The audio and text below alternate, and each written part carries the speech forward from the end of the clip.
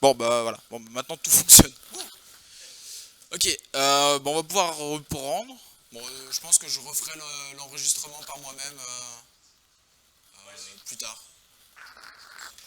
Ouais, bah là, en fait, ouais, ok. Bon, là, ouais, de toute façon on n'avait pas avancé, on n'avait pas beaucoup avancé, on a juste créé un nouveau blueprint. Donc juste, bah, je refais vite fait la manipulation. Attends, on va supprimer ça. Attends, on va save, compile. Ok, tac.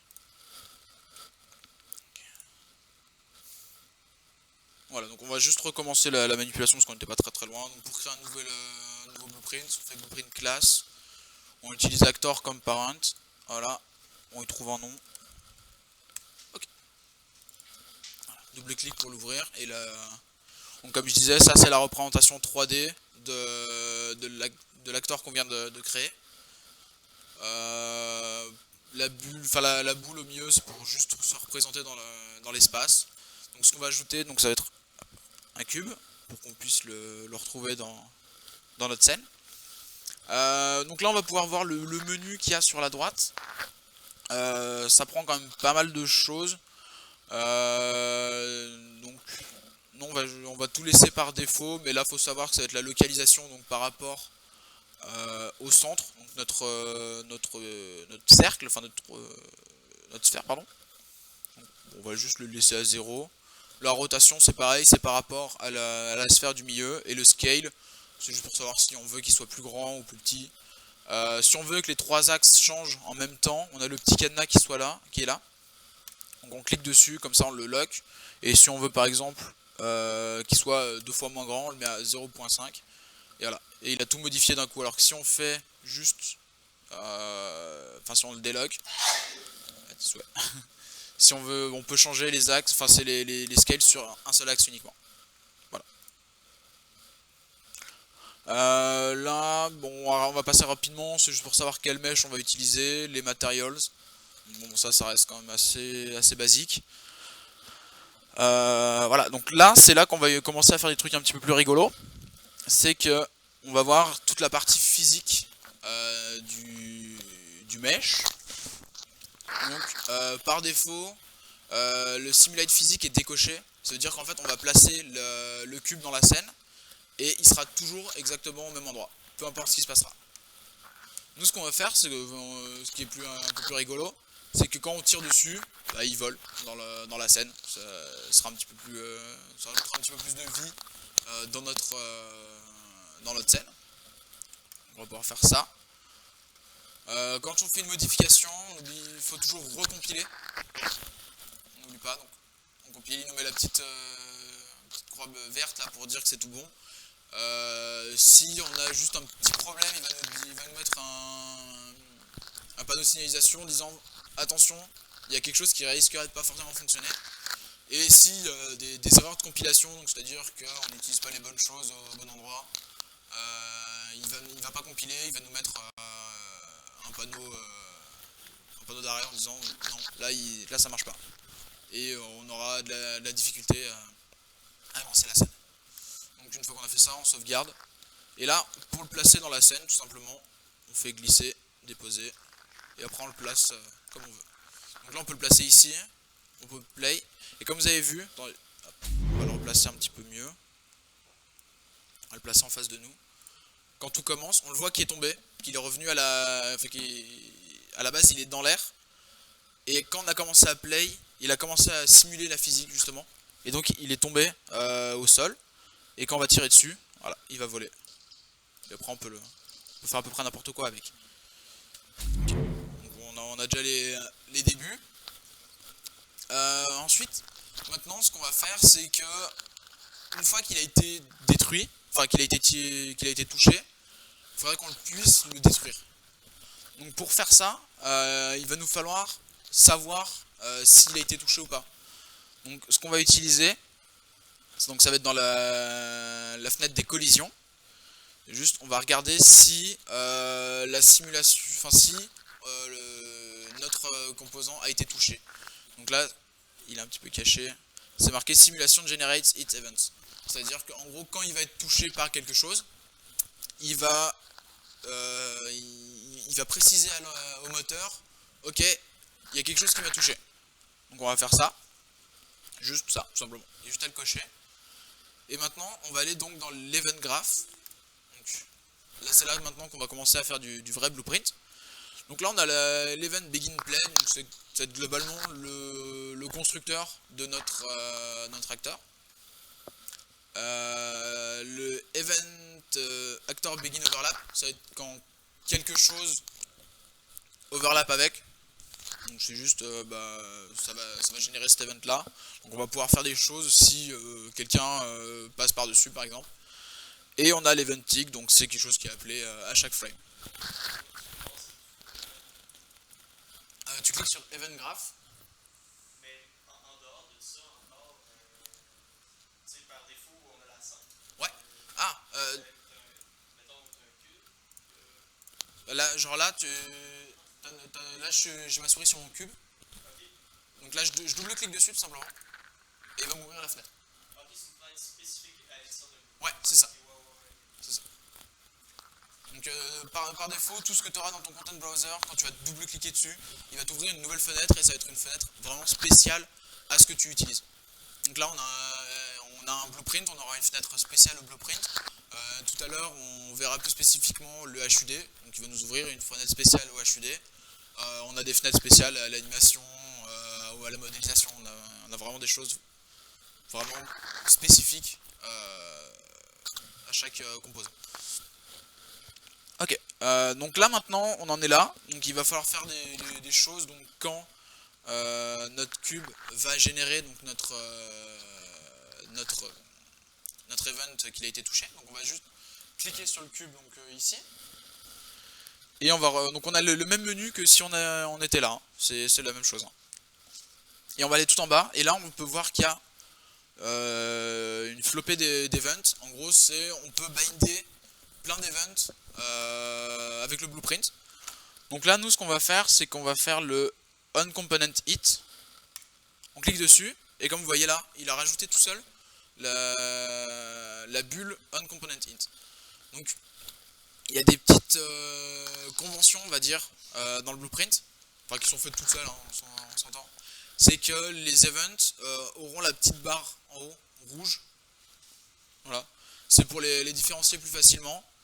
En fait, il y a tout un jeu de couleurs pour qu'on puisse s'y retrouver rapidement dans ce qu'on fait. Donc on va pouvoir le voir plus en détail après. Mais même les types de variables ont une couleur. Voilà, donc nous ce qu'on va faire c'est que maintenant qu'on a notre event, on va regarder qu'est-ce qui a touché notre cube. Donc ça va être le other actor. Donc pour faire des trucs avec, on a juste à cliquer sur le node là. On reste appuyé, puis après on peut se déplacer à peu près où on veut. Et on relâche, et là il y a un menu contextuel qui vient d'arriver. Donc en soi on pourrait chercher à la main qu'est-ce qui s'est passé, est-ce que c'est des collisions. Et là on va pouvoir appeler la fonction. Mais nous ce qu'on va faire c'est que, en fait là actuellement on aurait juste une référence sur un acteur. Donc, on va juste nous dire, il y a un acteur qui m'a touché. Mais nous, ce qu'on aimerait savoir, c'est est-ce que c'est un de nos projectiles. Donc, par défaut, on peut ouvrir le blueprint de notre personnage, donc first person PP. Ensuite, dans blueprint, et là, il y a le first person character qu'on va ouvrir, qu'on va pouvoir analyser en même temps. Donc là, vous pouvez voir qu'il y a déjà plein de choses. Donc ça, c'est les choses qui ont été faites par défaut par Unreal. Donc les grands carrés blancs comme ça, c'est des commentaires pour qu'on puisse s'y retrouver dans le code. Parce que bon là il n'y a pas grand chose, donc on peut facilement s'y retrouver, mais quand on a des centaines et des centaines de bulles, il vaut mieux toutes les regrouper, mettre un gros commentaire en disant bah, cette partie là c'est pour ça, cette partie là c'est pour ça. C'est des bonnes pratiques, tout comme on commenterait notre code en C#, en C++, whatever. Donc là, comme je vous disais tout à l'heure, là on a les cases rouges, donc c'est les events. Donc là on a le input action fire, donc c'est quand on clique gauche sur la souris pour dire bah, on va tirer. Donc, les notes blanches comme ça c'est le flux d'exécution en fait. C'est-à-dire que donc là ça va créer l'event, et quand ça a été pressé, donc quand juste on a appuyé sur la touche et pas quand on l'a relâché, il va se passer toutes ces choses là.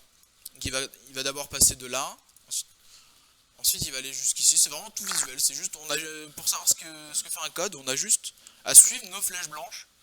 Donc là ensuite on sait qu'il va jouer un montage. Donc, les cases bleues comme ça va être des fonctions. Donc voilà, donc on a notre l'exécution. Là c'est les paramètres d'entrée.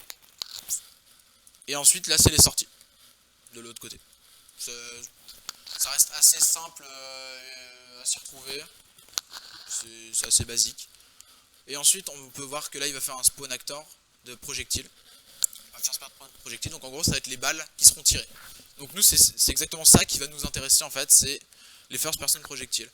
Donc ce qu'on va faire ici, donc on va retourner sur la cible et on va faire un cast to first person projectile.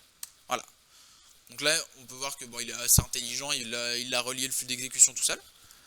Et donc là maintenant on va juste essayer de caster donc, notre acteur en projectile. Si ça fail, bah, juste tout simplement c'était pas le bon, c'était pas un acteur, c'était pas un projectile qui l'a touché. Donc nous on va juste s'en foutre, on va juste rien mettre. Et donc si ça marche, c'est le premier flux d'exécution là. Et donc ce qui va se passer, c'est que ce node là va être exécuté uniquement si c'est un projectile qui aura touché notre cible. Donc ce qu'on pourrait faire c'est un destroy actor. Donc là c'est à dire qu'en gros maintenant quand ça a été touché on va détruire l'acteur qui est dans notre scène. Donc juste voilà, on compile, on sauvegarde et on teste. Donc, voilà, on a tiré dessus, il a des pop. Donc, bah, c'est pas top parce qu'on vient juste de lui mettre une physique et puis c'est un peu plus rigolo quand ça bouge dans tous les sens. Donc ce qu'on va faire c'est qu'on va mettre un petit délai avant que notre acteur soit détruit. Donc ce qu'on va faire, c'est qu'on va juste enlever ce node là. Donc on fait Alt, clic. Il y a des petits raccourcis comme ça que je vous expliquerai en même temps. Comme ça, ça permet d'aller un petit peu plus vite. Et au milieu, on va mettre donc, en soi, on pourrait faire, on tire et on tape delay. Ce qui est une façon de faire. Mais pour aller encore plus vite, on fait D et clic gauche. Et en fait, il y a déjà des fonctions qui sont bindées à notre clavier. Donc c'est pour ça quand tu fais D et clic, parce que vu que delay c'est quand même une fonction qui est plus ou moins utilisée, bah c'est quand même pratique d'avoir un raccourci pour ça, mais après ça peut être modifiable dans les paramètres. Donc on amène notre flux d'exécution à notre delay, et quand c'est fini, on détruit notre acteur. Et ensuite là, il prend un paramètre vert, en fait c'est un float. Donc soit on peut créer une variable, soit on peut le rentrer directement à la main. Nous ce qu'on va faire c'est qu'on va le faire tout le temps attendre par exemple 2 secondes, donc on peut juste mettre 2 dedans, on termine et voilà. On recompile, on sauvegarde et on teste. Donc là on voit qu'il part et après il dépop. Ça rajoute déjà un petit peu plus de vie et bah, au moins on a des retours visuels comme quoi on a bien tiré dessus. Voilà, tout simplement. Maintenant, ce qu'on pourrait faire, c'est que faudrait que quand on touche une cible, nous ça nous rajoute un score. Parce que histoire d'ajouter un petit peu de gameplay aussi en même temps, c'est de pouvoir faire le meilleur score. Donc on va revenir sur le first person caractère. Et donc là on va commencer à voir un petit peu comment fonctionne le système de variables dans notre blueprint. Donc ouais on le voit à peu près. Faut vraiment que je... Attends, je vais juste voir si je peux pas modifier la résolution de... Merde, comme ça on voit tout. Bah là normalement dans le display settings advanced on va le mettre en... si je le fais en 1600 par... Non,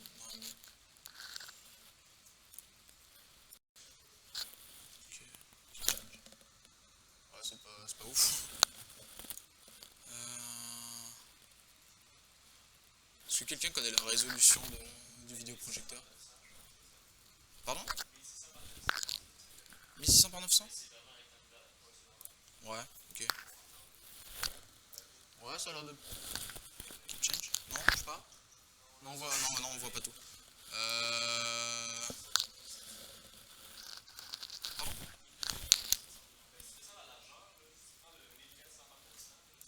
Ouais. Ouais, ça a l'air d'être mieux là. Ok, bon, on va partir là-dessus. Ok.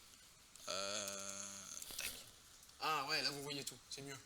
Ok, donc là on a notre partie des variables. Donc pour en rajouter une, il n'y a rien de plus simple. Juste, on clique sur le plus, et voilà, on a une nouvelle variable. Donc elle a été ajoutée là, par défaut, c'est le... Enfin, quand on ouvre une nouvelle fenêtre, bah, ça va être le booléen par défaut. Mais ensuite, une fois si on le modifie, genre là, on peut créer donc tous ces types là comment dire, de variables. Donc nous on va mettre un integer, parce que pour un score c'est plus simple d'avoir un score rond. Et ensuite si on recrée une nouvelle variable, il va prendre le type qu'on a utilisé, le dernier type qu'on a utilisé. C'est juste ça à savoir. Donc là, on va lui mettre un nom, parce que si on met juste à chaque fois newer, ça va pas être pratique. On va mettre le score. Voilà, entrée, et voilà, c'est enregistré. Ensuite, ce qu'on peut faire, c'est aussi les ranger, on va dire. Parce que là, comme vous pouvez voir, on a des menus déroulants. Et en fait, c'est pour pouvoir organiser un petit peu mieux son système de variables. Parce que là, pour le moment, on n'a pas grand chose, mais imaginez, on a un jeu qui est qui est beaucoup plus gros, enfin, imaginons un triple A, on va dire. Ils le feront pas en blueprint, mais imaginons. Ça se pourrait qu'on ait peut-être 200 variables dans notre personnage principal. Ben, si on a 200 variables à scroller comme ça pour retrouver la bonne, ça va pas être pratique, on va plus perdre du temps qu'autre chose. Donc si on peut les ranger d'une manière un peu logique, bah, ça sera beaucoup plus facile à retrouver.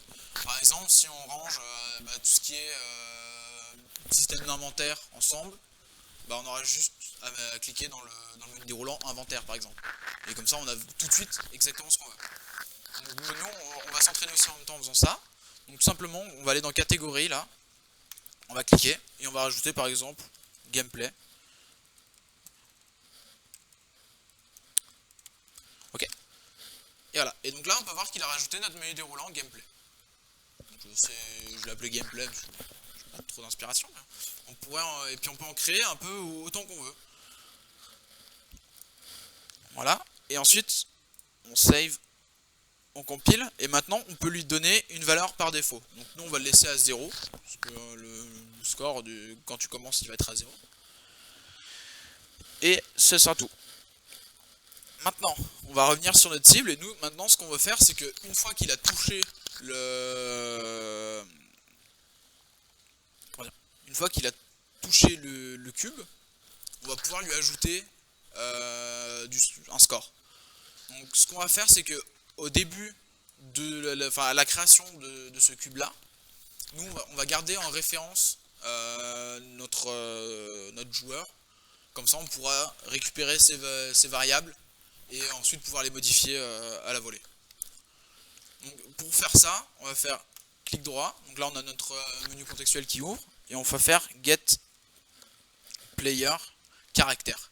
On peut récupérer les autres choses, mais le contrôleur c'est pour tout ce qui est mouvement de notre joueur. Donc nous on va juste récupérer le caractère. Donc, on fait ça. Donc, au cas où on en aurait plusieurs, on a un index. Donc nous vu qu'on en a qu'un seul, ça va être le player à l'index 0. Donc là on a une nouvelle fois une référence sur un caractère. Donc nous ce qu'on voudrait faire c'est avoir le first person caractère. Donc ce qu'on va faire c'est qu'on va le caster. Hop. Voilà. Donc une fois de plus on relie notre flux d'exécution. Et à nouveau on va pouvoir regarder si ça marche ou si ça ne marche pas. Si ça fonctionne, de toute façon on aura notre référence ici aussi. Donc ce qu'on va faire, c'est qu'on va créer une variable ici, qui sera notre caractère, et on va lui mettre le type de référence sur notre first person character. En gros, c'est comme si on stockait un pointeur sur notre joueur, globalement. Donc on fait pas de copie. Et ensuite, on va pouvoir le setter. Donc pour ça, on va faire Alt et glisser déposer. Voilà, on a le set. Si on veut le get, on fait CTRL, glisser déposer. Donc on le met là. On relie notre flux d'exécution.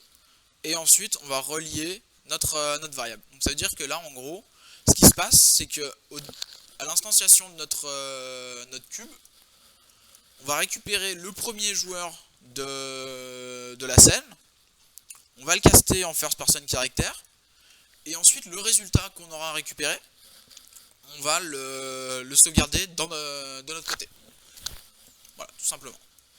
Donc maintenant, on revient sur le moment où on a touché le cube.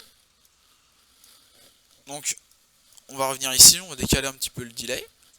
Donc une nouvelle fois, Alt-clic pour supprimer le flux d'exécution.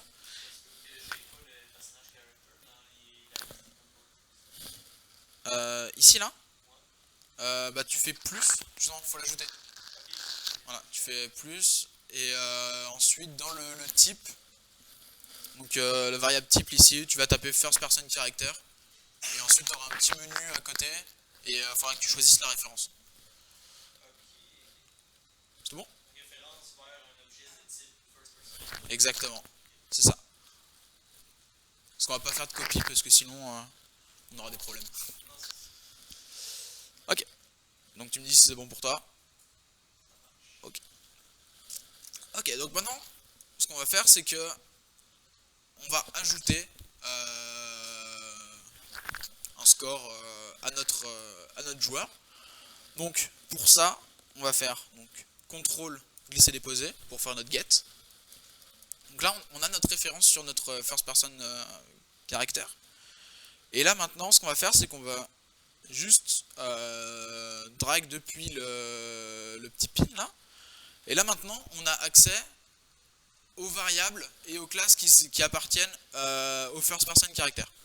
Donc nous, ce qu'on veut, ça va être le score. Donc on va juste faire un get score. Voilà, il est là, il nous le propose.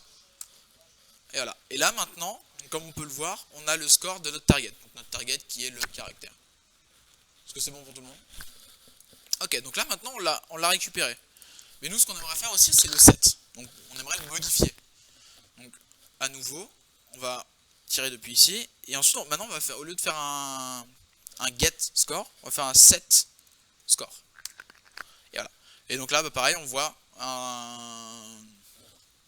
une petite bulle de type 7 qui vient d'arriver. Donc, non, c'est juste marqué 7, ouais. C'est justement parce que tu pourrais avoir, enfin là c'est un set de type int parce qu'il est en vert. Mais si on avait un float, bah, il serait vert. Et en fait c'est comme ça que tu vas pouvoir te repérer sur ce que tu vas modifier. Enfin sur quel type tu vas modifier. Et ensuite sur exactement quoi tu vas modifier, bah, ça va être marqué là, c'est le score. Pour le trouver, de taper set score. Set score et get score avant aussi. Il est généré automatiquement ce set score parce qu'on ne l'a jamais dit. Ouais, c'est ça. En fait, à chaque fois que tu crées une variable, il va automatiquement créer le getter et le setter qui vont avec.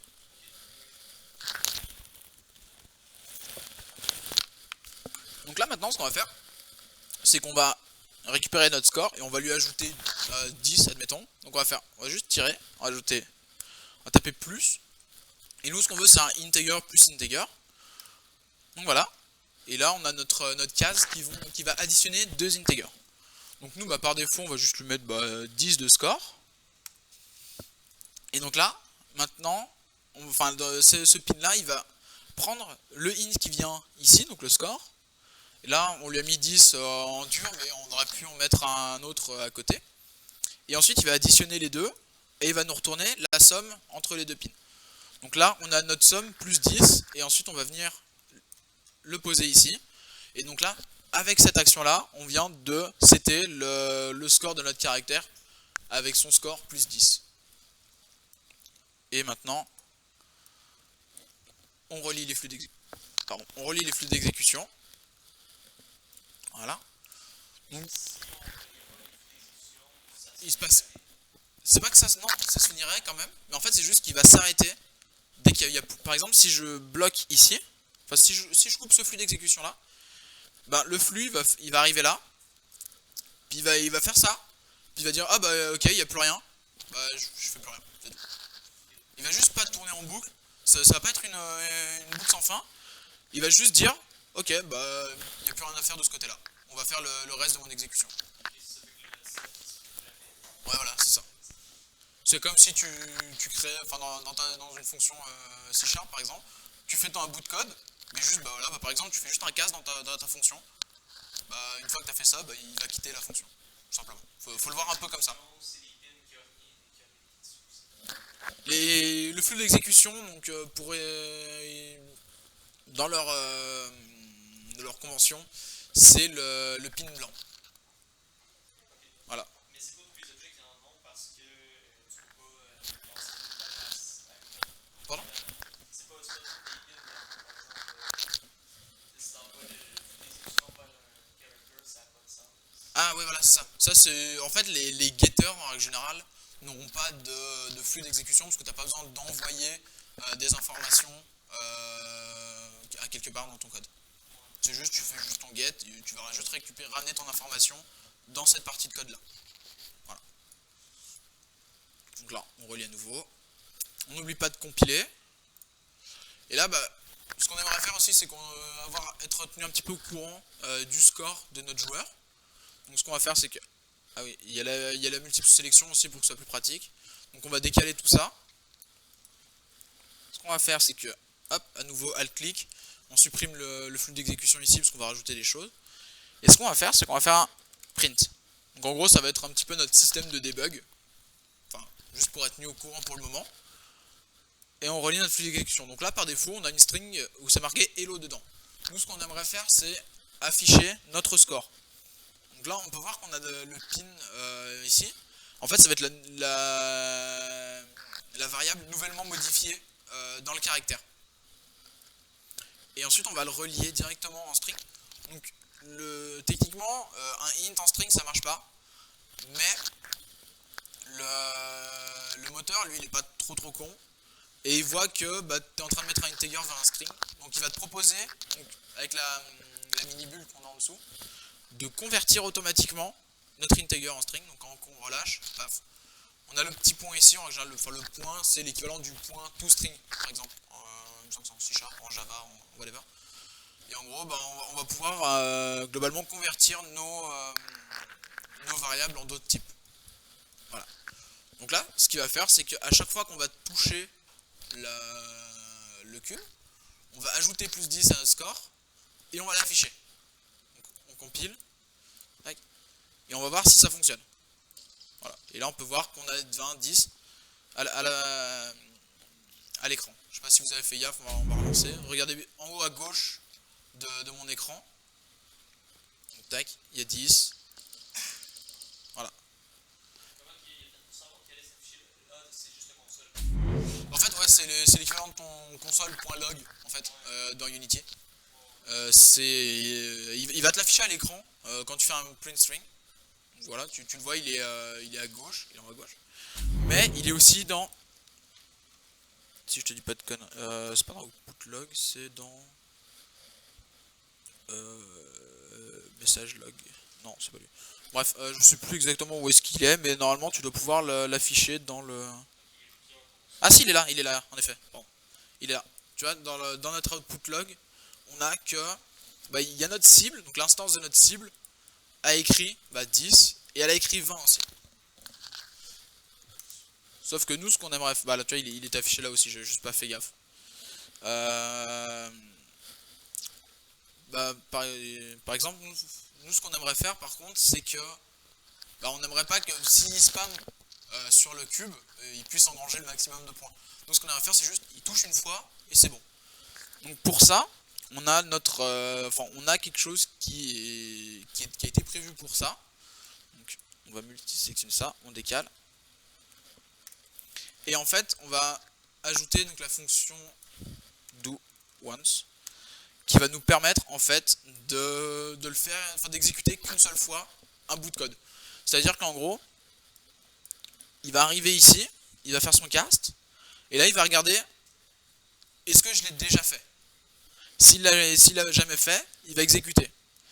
Si on repasse par ici, il va vérifier si on l'a déjà fait ou pas. Il va dire oui, j'ai déjà fait. Donc il va rien faire. Juste il va bloquer.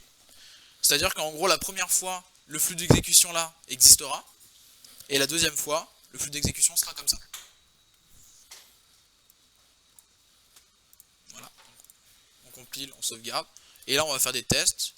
Et là on tire de plusieurs fois dessus. Et on n'a qu'une seule fois notre score qui est affiché. Donc là déjà ça nous permet d'éviter un peu la triche, on va dire, pour éviter des abus. Une fois qu'on en est là, déjà on a déjà bien avancé. Ce qu'on va essayer de faire maintenant, c'est que on va faire en sorte que le joueur ne puisse pas tirer en continu quasiment. Parce que là si on clique 150 fois, il va tirer 150 fois à la seconde. C'est pas ultra pratique, donc nous ce qu'on va vouloir faire aussi, ça va être limiter le nombre de balles que le joueur va tirer.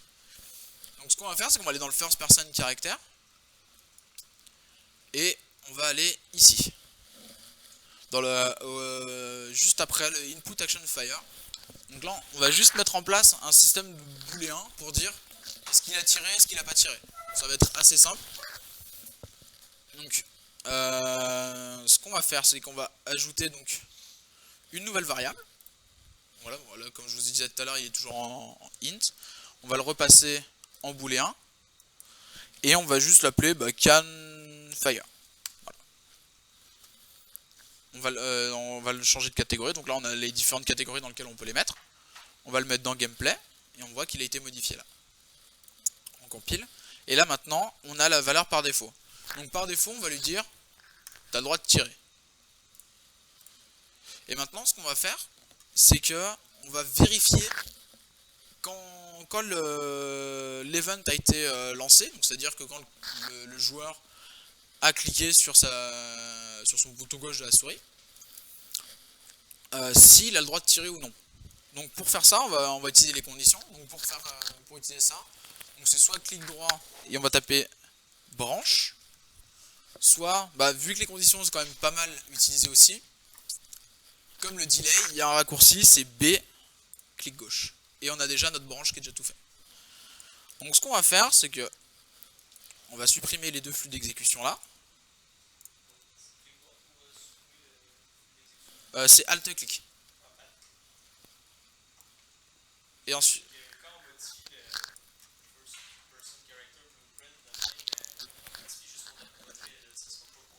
Oui, c'est ça. Là, c'est juste pour uniquement ce projet-là. Si tu recrées un autre projet, le first person character, il sera par défaut, comme on l'a vu juste avant. Voilà, c'est vrai que ça pourrait porter à la confusion. Mais non, c'est du... Quand tu le modifies comme ça de même, ça sera uniquement dans ce projet-là.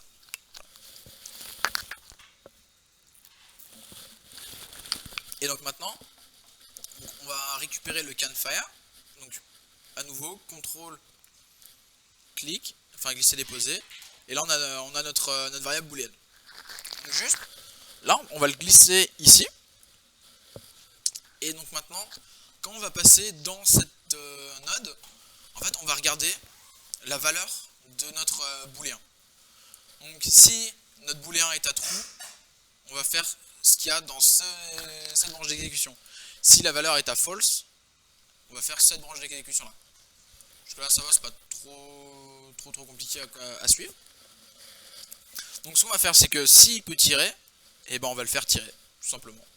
On va l'emmener là. S'il peut pas, il peut pas, il fait rien. Et ensuite, ce qu'on va faire, c'est que une fois qu'on a créé le projectile et qu'on a joué le son, donc en fait, une fois que on a tiré globalement, et bien ce qu'on va faire c'est qu'on va modifier notre canfire. Donc en gros on va lui dire bah maintenant t'as plus le droit de tirer. Donc Alt, glisser, déposer, on relie le flux d'exécution, et là maintenant en fait quand la valeur est, enfin quand la case est décochée, ça veut dire que c'est false. Quand c'est coché, c'est true. Donc là maintenant on set notre booléen à false, donc on lui dit ok c'est mort, tu peux plus tirer. Et donc maintenant on va lui dire bah on va attendre une seconde avant que tu puisses retirer. Donc ce qu'on va faire c'est qu'on va rajouter un delay, donc des clics, on relie le flux d'exécution, voilà. Donc là c'est la même chose que tout à l'heure, et ensuite on met le temps qu'on veut, donc bah on va mettre une seconde pour que ce soit un peu flagrant. Et donc une fois qu'on lui a dit t'as plus le droit de tirer, il va attendre c'est une seconde, et une fois qu'il a attendu c'est une seconde, on va remettre le canfire à true. En gros on lui dit ok c'est bon, maintenant que t'as tiré, enfin maintenant que t'as attendu t'es une seconde, t'as à nouveau le droit de tirer. Jusqu'à là est-ce que ça va? Ouais. Ouais c'est ça, c'est la case à cocher. Donc là on le met à false, donc en gros t'as plus le droit de tirer, on attend une seconde, on le remet à true, t'as le droit de tirer. Donc voilà, et là maintenant on va revenir sur le jeu, et on va essayer de tirer, et là je martyrise mon clic, et là on peut voir que bah, on peut tirer qu'une fois toutes les secondes. Parce que jusque là ça va. Ok, ouais ça c'est cool. Donc maintenant on a un temps de, enfin ouais on peut ne pas spammer notre tir.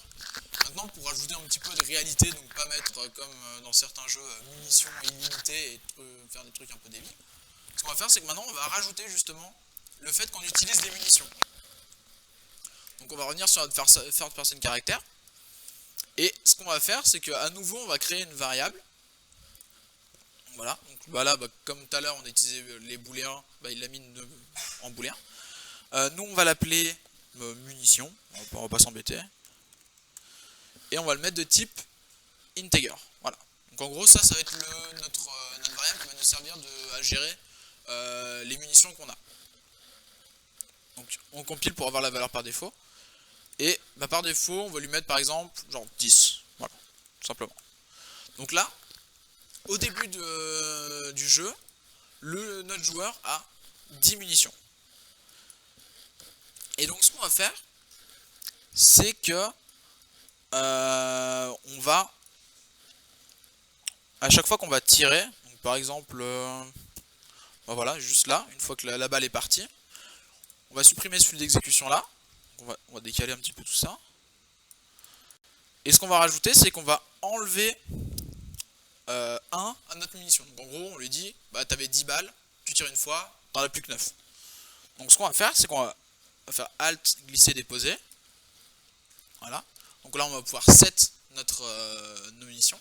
Et un peu comme on avait fait avec le score tout à l'heure, on va refaire un get, donc contrôle. Et là, au lieu de faire plus, on va juste faire moins. On va faire moins 1. Donc en gros, on va récupérer nos munitions, on fait moins 1. Et on va le setter aux munitions, tout simplement. Donc là, maintenant, on a dit, ok, enfin, une fois qu'on a relié, voilà, notre flux d'exécution, on a dit, ok, c'est bon, t'as tiré une fois, on enlève une munition. Mais là, de cette manière-là, on pourra tirer à l'infini, on aura juste des munitions négatives. Donc ce qu'on va faire, c'est que, ici, une fois qu'on a vérifié si on peut tirer, enfin on pourrait même le faire avant, mais on va le faire après, ou même non, on va le faire là. On va regarder s'il peut tirer et s'il a assez de munitions. Donc pour ça on va utiliser le connecteur logique AND. Donc il y a juste à taper AND. Voilà. Et voilà. Et là on a notre connecteur logique AND. Et là en gros on peut voir que il prend un peu trop de place. On va réorganiser tout ça. Voilà. Okay. Donc là on va juste prendre nos munitions. On va faire get. Et on va regarder combien, est-ce que on est enfin est-ce qu'on a encore des munitions, donc est-ce qu'on est supérieur à 0. Donc pour ça on va juste taper supérieur, et là on peut voir integer supérieur à integer. Voilà. Et donc là on va regarder si il est supérieur à 0. On va le rajouter ici. Et donc là il va nous rajouter, il va comparer notre canfire et si notre munition est supérieure à 0. Et on va le rajouter à la condition. Donc là maintenant on pourra tirer que si on a le droit et si on a assez de munitions. Donc là on recompile, on sauvegarde et on teste. Donc là on va tester. Donc là 1, 2, 3, 4, 5, 6, 7, 8, 9 et 10. Et là je ne peux plus tirer. Donc nos conditions fonctionnent correctement. Ok, bon bah ça c'est cool. Déjà on a quasiment les bases d'un first person shooter. Et ça fait, allez on va dire que ça fait 45 minutes qu'on est dessus. Donc on a déjà quelque chose de presque concret. Maintenant ce qu'on va faire, c'est que on va donner un petit peu à notre joueur de pouvoir enfin des petits bonus quoi. Donc en gros des nouvelles munitions. Donc par défaut ça va être un genre de loot. Donc ce qu'on va faire c'est que à la fin de notre cible, donc en gros avant qu'elle destroy, on va rajouter des munitions au sol. Donc pour faire ça, donc on va créer un nouvel actor. Donc on va revenir dans notre dossier blueprint. Et là on va créer un nouveau blueprint qui lui va s'appeler munitions. Voilà. On le fait hériter d'acteurs tout pareil, hein, parce qu'on aura besoin de ces fonctions. Voilà. Donc là on a la même interface qu'on avait tout à l'heure. Ce qu'on va faire c'est qu'on va rajouter un cube pour qu'on puisse le voir. Enfin, parce que sinon si on voit pas le loot qui a été créé dans la scène, ça sert à rien de le faire. Donc on l'a. Par contre on aimerait qu'il soit pas trop gros. Donc par rapport à notre premier cube. Donc on va le réduire de moitié. Voilà, donc là on a réduit son scale. Le reste on n'en a pas besoin. On va juste le laisser comme il est. On va le compiler. Et pour qu'il soit encore plus visible, on va lui rajouter une couleur. Donc, ce qu'on va faire, c'est qu'on va lui rajouter un matériel, parce qu'on peut pas rajouter, enfin on peut pas faire une couleur directement ici. Voilà, vous voyez, il n'y a rien. Donc, mais par contre, on a un emplacement pour un matériel. Donc là, vu qu'on est dans le contenu par défaut d'Unreal, on a plein de materials, mais pas juste des simples couleurs comme un rouge, bleu, des choses comme ça. C'est des materials qui ont été prédéfinis, genre pour créer un petit environnement rapide. Mais nous, ce qu'on va faire, c'est qu'on va créer notre propre matériel. Donc on revient dans le Content Browser, on fait clic droit, et là, ce qu'on va faire, c'est qu'on va cliquer sur matériel, tout simplement. On va lui mettre un nom, je sais pas, on va l'appeler My Material. Vous me le dites hein, si je vais trop vite. Et ensuite, on double-clique pour l'ouvrir. Et là, mon dieu, qu'on a une interface bizarre. Donc là, c'est aussi, en fait, c'est une interface donc pour les materials. Donc on va aussi pouvoir faire des shaders avec. Ouais, c'est fou. Unreal est vraiment très poussé pour ça. C'est que rien qu'avec ça, on pourra créer un shader.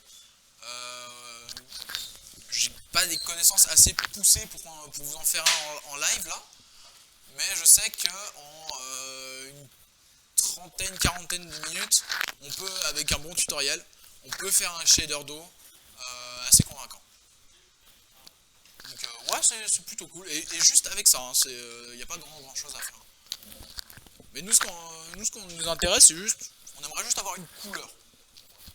Donc là, on voit qu'on a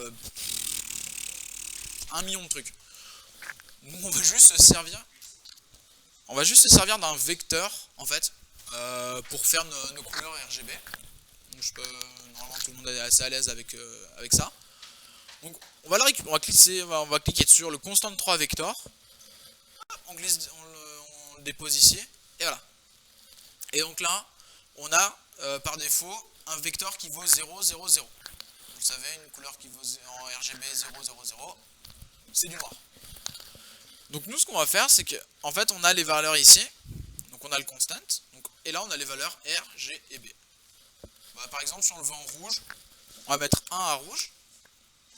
Et on peut voir que là, voilà, notre couleur est maintenant rouge.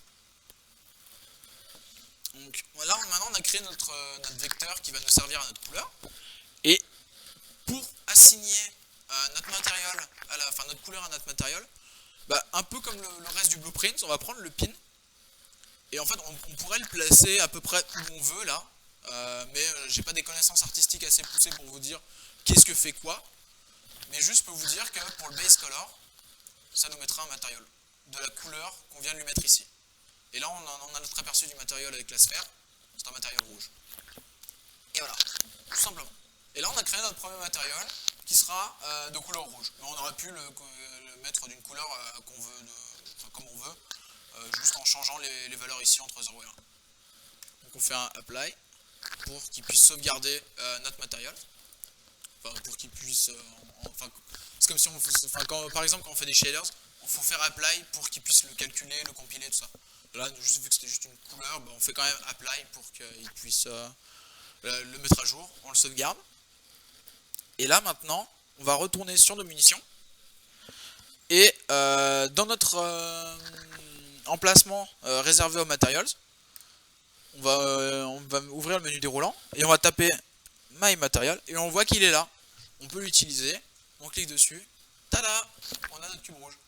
Comme ça maintenant, on va pouvoir différencier la cible qu'on a créée des munitions.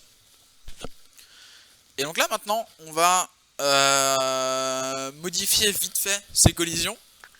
Parce que vu que ça va être un genre de bonus, bah en fait, on aimerait qu'il ne bloque pas notre joueur quand il va passer. Parce que sinon, ça serait juste un obstacle en plus dans notre scène. Donc ce qu'on va faire, c'est qu'on va aller dans l'emplacement collision. Et là, on a notre menu déroulant. Donc là, on peut voir qu'il y a plein de profils de collision qui ont déjà été faits par défaut.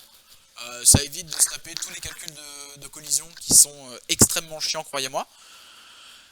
Donc nous, ce qu'on va faire, c'est qu'on va faire Ignore Holy Pawn. C'est-à-dire qu'en gros,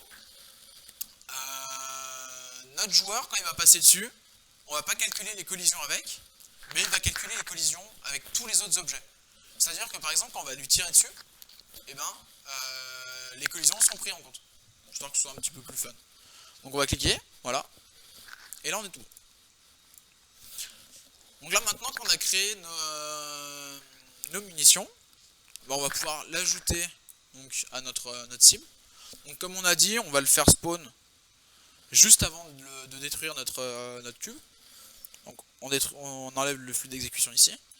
Et là on va utiliser la super fonction spawn actor actor from class. Voilà. Et là on a un menu qui fait peur. Mais pas tant que ça. Parce que là on va pouvoir lui déterminer de quelle classe il va être. Donc là on va lui dire bah moi je veux que ce soit des munitions. Tout simplement. Donc là maintenant on va pouvoir spawner des munitions. Mais, c'est toujours un mais, il faut lui dire avec en gros on va devoir lui spécifier une transformation. Donc en gros, où est-ce qu'il va être spawné et dans quelle rotation. Nous ce qu'on va juste faire, c'est qu'on va le faire spawner là où est notre cube. Donc, comme une variable dans notre menu qui va avec, contrôle, clic sur le cube, et là maintenant on a une référence sur notre cube.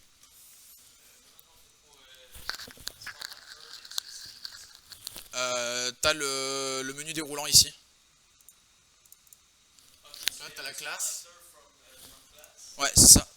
Et ensuite, dans le menu classe, voilà, tu as tout un menu déroulant, donc toutes les classes qui peuvent être spawnables. Et toi, tu vas mettre le munition. Voilà. Après là, je suis est-ce que c'est le cube ou est-ce que c'est... Attends, je suis en train de réfléchir 2 secondes. Non, c'était pas le cube. Donc là, on va partir du transform. Donc là, on va faire un petit peu un genre de reverse engineering. C'est-à-dire que là, ce qu'on va faire, c'est qu'on va... Nous, finalement, on veut un transform. Mais pour faire un transform, il nous faut quoi? Donc on va cliquer sur Make Transform. Et là, on peut voir qu'en entrée, il va prendre une location, une rotation, un scale. Le scale, on s'en fout, la rotation, on s'en fout. Nous, ce qu'on veut, c'est la location. Pour faire une location, ça va être quoi? Et bien juste, on va prendre les locations de notre cube, de notre actor. Donc, si on fait celui de notre cube, on aura les valeurs de quand on l'aura posé dans la scène. Genre au moment où la scène va débuter. Nous, c'est pas trop ce qu'on veut, nous, c'est que pour que ce soit un petit peu plus immersif et réaliste, dans le sens où quand nous on va faire spawn notre munition, au moment où le cube va être supprimé. Donc ce qu'on va faire, c'est que nous on va récupérer la location relative dans la scène. Donc ce qu'on va faire, c'est get relative transform. Ah ouais, non, mais c'était le cube, mon erreur. Ok, donc là, donc on aurait pu le faire à la main, mais vous voyez que là on a fait clic droit et il a ajouté lui-même le cube. Parce qu'il sait que vu qu'on est dans son blueprint, il va le récupérer par lui-même. Non, merde, c'est pas transform que je veux. Attends. Non, c'est get relative location. Mon erreur. Voilà. Donc là, maintenant, avec ça, on a la location relative dans l'espace. Donc c'est-à-dire que on aura la location au moment où on va l'appeler. Parce que si on met juste le get location, on aura ces positions ici. Donc si on mettait juste le get location, quand le cube despawn, et ben nos munitions spawneraient à cet endroit-là. Sauf que si on tire et qu'il atterrit plus ici, nous on aimerait que nos munitions atterrissent ici. Vous voyez ce que je veux dire?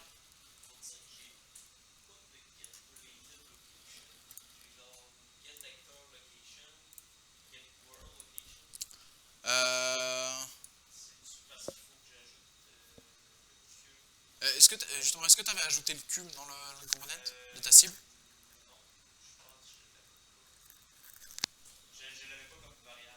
Ok. Normalement il est là dans tes components.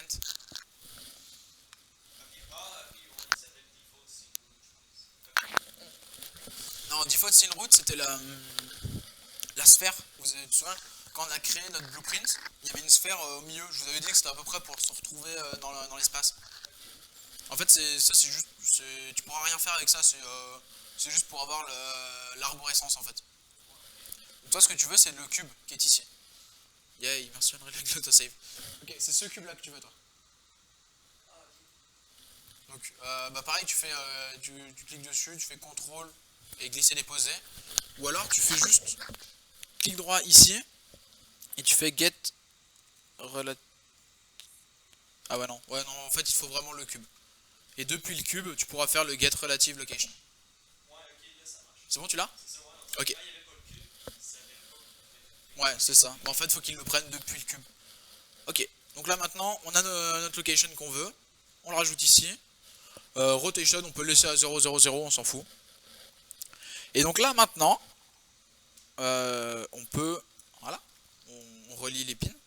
Et là maintenant, ce qui se passe, c'est que quand notre cible a été tirée dessus, et qu'on a attendu les 2 secondes, au moment où le cube va être détruit, on va faire apparaître donc des munitions. Enfin, ça va être l'équivalent de notre munition. Pour nous, ce sera juste un cube. Voilà. On teste, on tire. Et comme vous pouvez le voir, là, il a été détruit. Et là, on a notre cube. Donc, on tire dessus, vous pouvez voir. La physique est calculée dessus. Enfin, les collisions. Mais nous, on peut le traverser sans problème. Est-ce que c'est bon pour vous?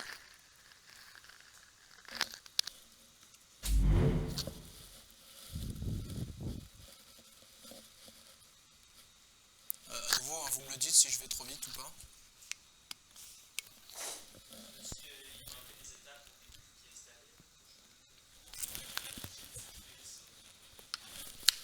Bah normalement il est censé, genre si tu le, s'il reste 30 secondes à 10 fps, il va le remarquer.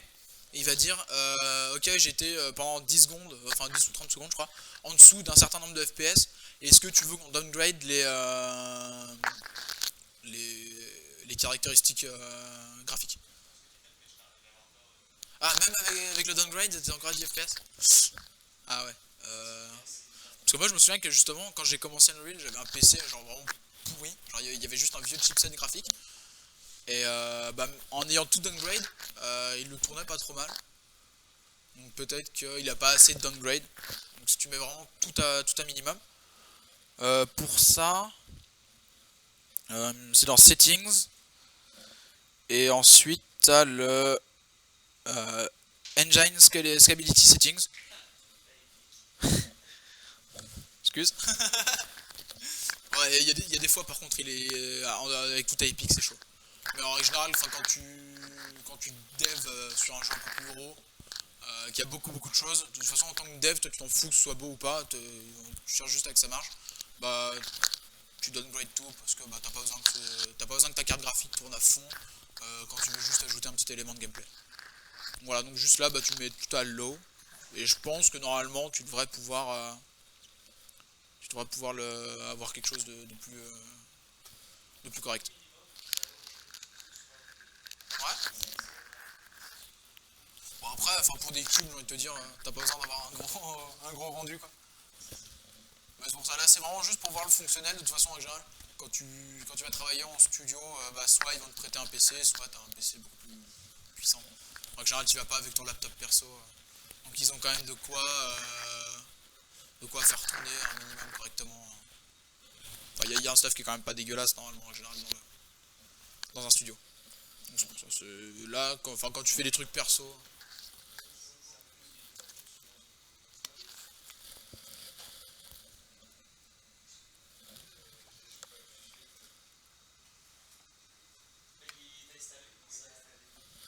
Je suis allé trop vite, c'est ça?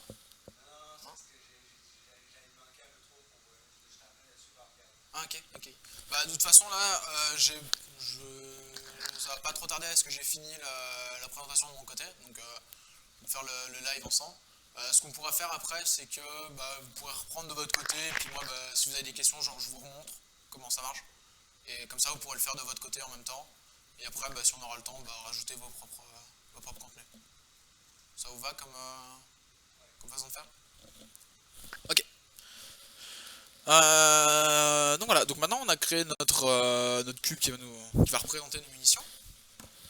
Donc nous ce qu'on aimerait faire maintenant c'est que quand on va passer par dessus, on va donc rajouter des munitions à notre personnage et faire en sorte aussi que bah, ce petit cube là se détruise. Donc ce qu'on va faire c'est qu'on on va retourner dans notre blueprint de munitions. On va aller dans l'event graph, donc à nouveau bah, pour faire tout le code. Et donc là, on a la même chose que ce qu'on avait sur la cible. Donc on a l'event begin play ici, le begin overlap et le tick. À nouveau, on va prendre une référence sur notre first person caractère. Donc on va l'appeler first person, on s'en fout. On va le mettre de type référence sur first person caractère. Voilà.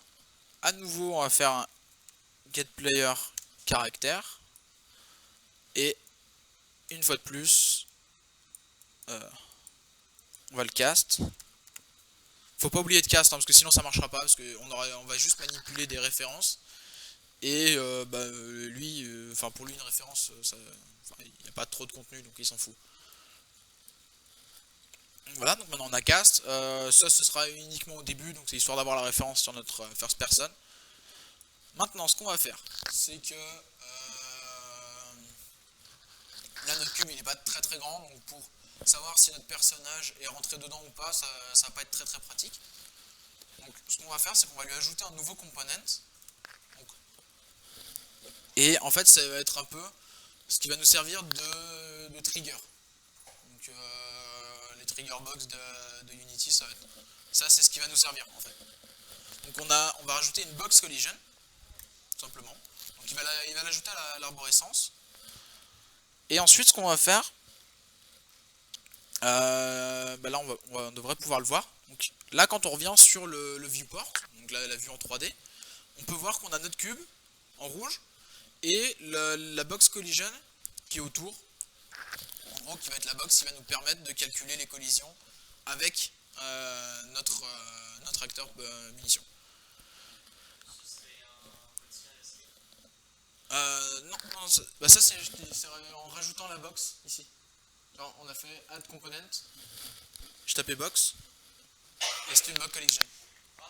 Il y avait pas de collision à la base. À la base c'était juste le cube rouge, et nous ce qu'on aimerait faire c'est comme je disais, en fait le cube rouge est petit, et pour simplifier un petit peu notre affaire, pour calculer les collisions avec notre personnage, parce que comme tu peux le voir,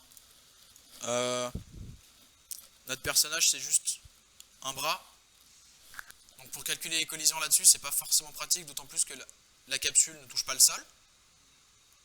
C'est pas toujours évident de calculer les collisions avec cette capsule là. Donc ce qu'on va faire, c'est qu'on va faire une box qui est plus grande, pour que ce soit plus facile à calculer et pour pas qu'on ait trop de problèmes. Parce que justement j'avais essayé de ne pas en mettre, et en fait il faut vraiment viser avec ton pistolet la munition pour pouvoir la récupérer. Donc alors que nous on pourrait juste passer dessus et puis la récupérer. Voilà.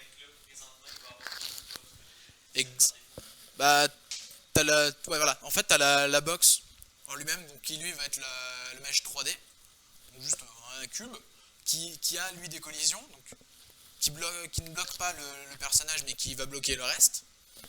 Et à côté de ça, on a une autre box collision qui lui en fait on va s'en servir de trigger box. Donc on va où sont les collisions là, voilà. Bah, par défaut il n'a pas de collision, c'est juste par défaut il est autour, donc on va le laisser tel quel parce que nous les collisions on a dit c'est déjà géré par la box rouge. Cette collision là c'est juste le trigger, donc c'est juste pour voir si le joueur est dedans ou pas. Donc on n'a pas besoin de bloquer le joueur s'il est dedans ou pas. Pour ça on va laisser unknown. Et là une fois de plus, comme on a vu tout à l'heure, on a notre liste d'events. Et nous ce qu'on aimerait faire en fait c'est récupérer au moment où le joueur va passer dans cette box. Donc au moment où il va commencer à overlap avec. Donc on va cliquer sur le begin overlap, on va faire plus, et voilà. Et là il nous le rajoute directement ici. Donc là on a déjà eu, on avait eu à peu près la même chose avec le component hit, sauf que là ça va être le overlap. Donc on a pas mal de pins qui sont setés quand l'event est lancé. Nous ce qu'on va faire c'est qu'on va juste récupérer l'acteur qui est rentré dans la box. Donc pour ça on va récupérer le other actor, les autres on s'en fout. Et de la même manière qu'on a vérifié si c'était un projectile qui touchait notre cible, là on va vérifier si c'est notre first person character qui est rentré dedans. Donc c'est pour ça qu'on va le cast, voilà. Donc à nouveau, si le cast a marché, c'est que c'était bien un first person character qui est rentré. En fait je suis en train de me dire que notre référence ne sert absolument à rien en fait. Ouais je suis con. Ouais en fait notre référence ne sert à rien. On utilise de la mémoire pour rien, mon erreur. Donc on peut le supprimer, voilà. Il ne sert à rien. Parce qu'en fait là on l'a en fait notre référence sur le first person character, vu qu'on l'a casté ici. Donc en fait l'avoir une valeur, de l'avoir stocké en fait c'est juste utiliser de la mémoire pour rien. Donc on l'enlève. Et donc maintenant, une fois qu'on a dit que c'était le first person character qui est rentré dans la box, et on va pouvoir lui dire hey yay, on va pouvoir avoir plus de munitions. Donc ce qu'on va faire, c'est qu'on va récupérer le caractère, on va récupérer donc ses munitions. Voilà. Et un peu comme on a fait avec le score, on va le setter. Donc on va faire cette munition. Donc là on revoit un petit peu des choses qu'on a déjà vues. Et là, on va dire combien la boîte pourrait nous rajouter. Enfin, combien de boîtes de munitions on pourrait nous rajouter, genre 5. Allez, on va mettre 5.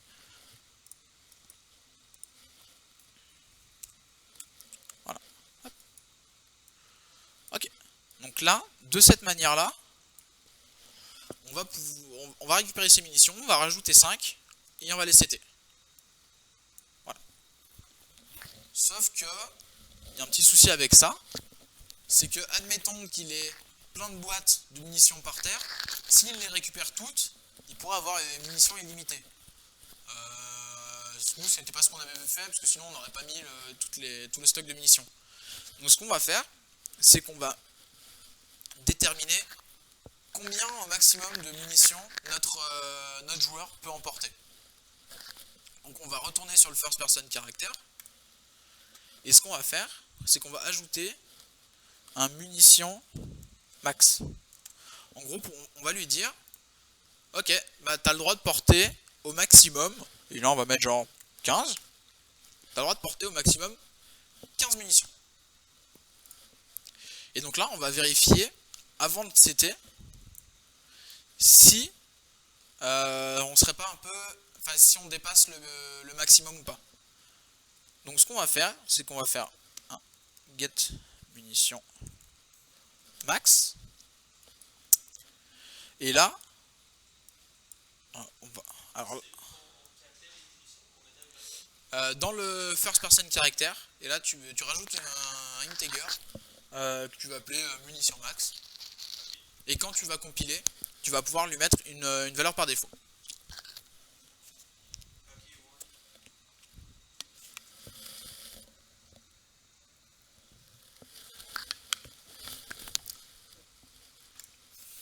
Donc une fois qu'on a ça, on va juste vérifier si on est au-dessus ou pas. Donc à nouveau, on va refaire une condition, donc B, clic gauche, on a notre branche. Et là, on va vérifier si c'est supérieur, enfin si notre nouveau stock de munitions est supérieur aux munitions max. Vous voyez ce que je veux dire? Et donc si c'est le cas, voilà, donc, en plus avec le blueprint, c'est là qu'on va voir les plus maniaques d'entre nous.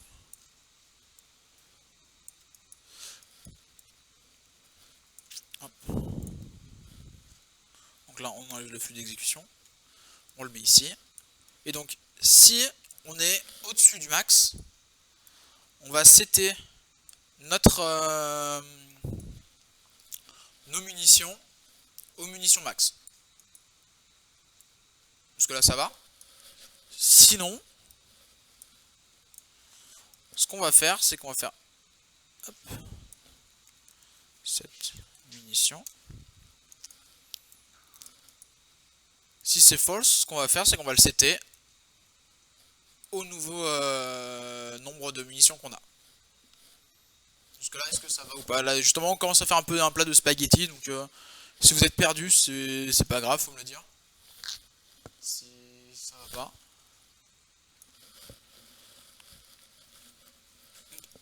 Donc, voilà. Après, on peut essayer de faire en sorte que les pins ne se croisent pas. Donc c'est, comme je vous disais, c'est là qu'on voit les maniaques. Tac, tac. Voilà. Ok. Parce que c'est quand même mieux d'essayer de ranger au fur et à mesure. Parce que si on fait des grands plats de spaghetti tout au long du développement, ça va arriver à un moment où on aura juste un gros code avec beaucoup de fils. Et on sera là comme, bah, qu'est-ce qu'il fait quoi? Où est-ce qu'il va? Après, si vraiment on est perdu, justement Henry a pensé à ça aussi, c'est que si on veut savoir où va exactement un pin d'exécution ou autre, on peut passer la souris dessus. Et je sais pas si ça se voit bien aux vidéos proches. Et en fait, voilà, ça le met au premier plan. Ça met en gris les autres. Et ça te met en surbrillance celui que tu as sélectionné. Voilà, c'est juste pour dire, tiens, bah voilà, bah celui-là, il va de là à de là. Voilà, pour pas être trop perdu. C'est juste un petit tips comme ça, hein. Ça fait plaisir. Ok, donc là maintenant, on a nos conditions pour les munitions. Donc là on devrait être pas trop mal. Donc ce qu'on va faire, c'est qu'on va sauvegarder. Et maintenant, on aimerait avoir un petit peu plus de visuel pour savoir où on en est. Parce que là on commence à avoir plusieurs informations. Tout faire au debug, ça va pas forcément être très pratique. Donc là ce qu'on va faire, c'est qu'on va commencer à voir les HUD. Donc, comme je vous disais tout à l'heure, ça va être une fenêtre un peu spéciale. Donc on revient dans le Content Browser, clic droit. Et là, il va falloir le chercher un petit peu, parce que là, vous voyez, il y a les 4 les plus gros utilisés. Et ensuite, on a plein de choses encore. Et on va dans User Interface. Et là, on peut voir qu'on a 4 solutions. Nous, ce qu'on veut, c'est le widget Blueprint. On clique dessus. Et là, on va l'appeler genre MyHUD. Hop. On l'ouvre. Et là, tada, encore une fenêtre qui fait peur. Avec là, toute l'interface pour gérer un HUD. Alors vous vous doutez, une fois de plus, on va pas tout faire avec on va pas coder à la main, genre telle ou telle chose va être en moins 180, 180, des trucs comme ça. On va pouvoir le faire de manière entièrement visuelle. Donc là, sur la gauche, dans la palette, c'est tous les types de composants qu'on va pouvoir ajouter à notre HUD. Nous, ce qu'on va utiliser principalement, c'est pas le primitif, c'est dans le panel. Ça va être le horizontal box et le vertical box. En gros, ça va être pour avoir des... Enfin, comment les expliquer? En gros, ça va être une boîte dans laquelle tu vas pouvoir enregistrer... Enfin, tu vas pouvoir mettre d'autres choses dedans. Et si tu mets une horizontal box, en fait, elles seront les unes en dessous des autres. Et si tu mets une vertical box, elles seront les unes à côté des autres. De toute façon, on va utiliser les deux. Ce sera plus parlant. Donc, ce qu'on va commencer par faire, c'est qu'on va mettre une horizontal box. Donc, on clique et on fait déplacer. Donc, il faut savoir que quand tu passes la souris et que ça te met le cadre en bleu, en fait, c'est un aperçu de ton écran. Donc, si tu le mets en dehors, tu peux pas mettre de HUD en dehors de ton écran, c'est débile. Donc, tu peux pas le déplacer en dehors. Donc, moi, ce que je vais faire, c'est que je vais le placer en bas à droite, mais vous pouvez le placer où vous voulez, il n'y a pas de problème. Donc, on peut zoomer dessus, il n'y a pas de problème. Là, on peut lui mettre la taille qu'on veut. Voilà, je vais mettre à peu près comme ça. On peut le déplacer. Voilà.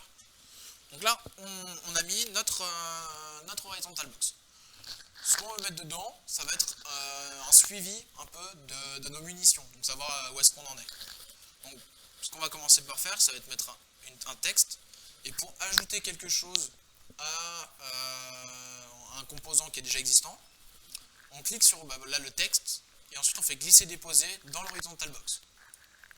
Voilà. Et là maintenant, on peut voir que ça s'est ajouté à l'arborescence. Ensuite, on va le mettre en fil pour que ça prenne toute la boîte. Et en dessous, on va rajouter... donc, nous, ce qu'on va rajouter, c'est qu'on va mettre un texte pour dire il nous reste tant de munitions. Mais, il y a un truc qui est assez sympa aussi, c'est qu'on pourrait mettre une genre de progress bar qui va descendre au fur et à mesure qu'on va utiliser nos munitions. Sauf que les progress bars et les textes ne peuvent pas se superposer, techniquement. Donc, nous, ce qu'on va faire, c'est en fait, c'est un genre de petit hack, mais pas extraordinaire, parce qu'en fait, c'est quelque chose qui est fait pour. On va utiliser ce qu'on appelle un overlay. C'est-à-dire qu'en fait, on va pouvoir mettre des choses qui vont se superposer les unes aux autres. Donc, on place l'overlay, on le place dans horizontal box. Et j'ai l'impression d'avoir pas utilisé la bonne box. Je n'ai pas utilisé la bonne box, donc je la supprime. Je vais utiliser une vertical box. Vous verrez de toute façon, vous aussi, vous allez... Enfin, c'est toujours un peu embêtant de savoir si on utilise une verticale ou une horizontale. De toute façon, il faut mettre des choses dedans pour voir laquelle est la bonne. Donc là, on n'avait pas grand chose dedans, donc c'est facile à refaire. On met notre texte. On met notre overlay. On va recliquer. On va le replacer correctement. Voilà.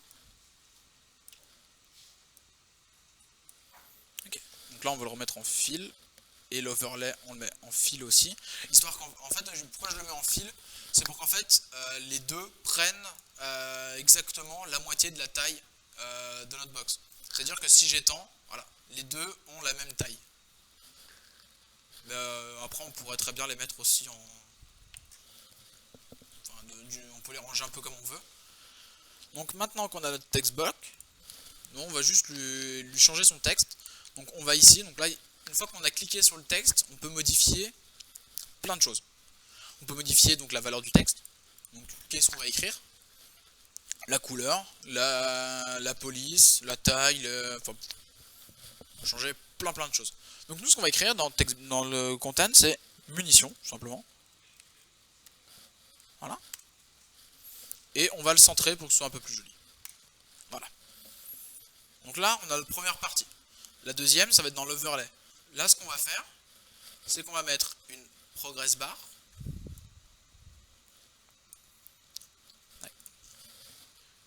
On le met.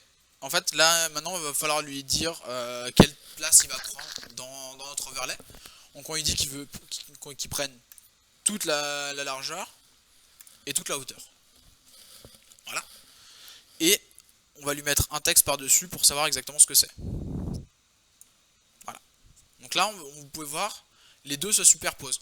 Si on n'avait pas mis d'overlay, en fait les deux seraient les uns à côté des autres. Et c'est pas du tout ce qu'on veut. Donc là, on va lui changer sa couleur aussi pendant qu'on y est. Donc là, on est sur le texte. Hein. Donc le texte, on le modifiera tout à l'heure. On va juste lui mettre une couleur genre bleu. Voilà. Ça peut être marrant. Voilà. Une nouvelle fois, on va le centrer. Centrer s'il te plaît. Voilà. Non, on va lui dire qu'il prend toute la place. Voilà. Ok. Donc là, on a commencé à mettre en place notre HUD. Et maintenant, ce qu'on voudrait qu'il fasse, c'est qu'il récupère les variables qui sont dans notre personne de caractère pour qu'on puisse les afficher. Parce que là, actuellement, on n'a juste pas grand chose à afficher. Donc, ce qu'on va faire, c'est que dans ce texte, enfin le texte là, lui, il va afficher combien de munitions on a. Et la progress bar va juste avoir un rendu visuel sur où on en est dans notre niveau. Donc ce qu'on va faire, c'est qu'on va aller ici, donc sur le bind. En gros, ça va être pour dire, en fait, au lieu d'écrire text block, on va pouvoir faire un petit script qui va récupérer des variables, qui va pouvoir faire des calculs, pour que tu puisses afficher ça directement.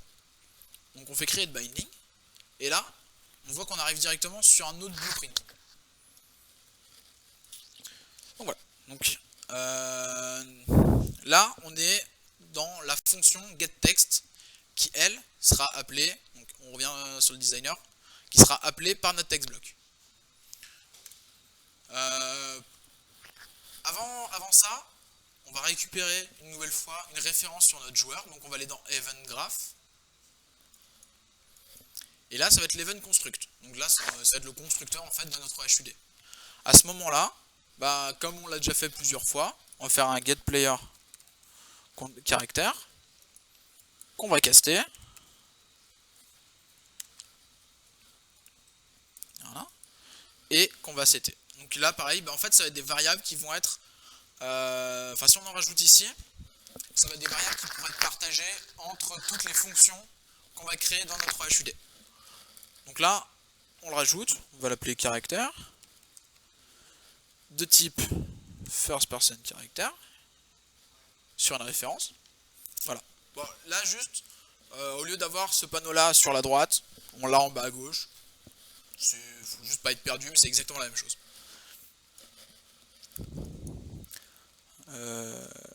Voilà. Donc maintenant, ce qu'on va faire, c'est que Alt, cliquer déposer, on va le setter, tout simplement, comme on a un peu l'habitude de le faire depuis le début. Et donc là, maintenant qu'on a fait ça, on va pouvoir réutiliser notre référence dans notre getText. Donc en gros, pour le texte qui va nous permettre, pour la fonction qui va nous permettre d'afficher le nombre de munitions qui nous reste. Donc ce qu'on va faire, c'est qu'on va juste récupérer la référence sur le caractère, donc contrôle, dans le event graph ici.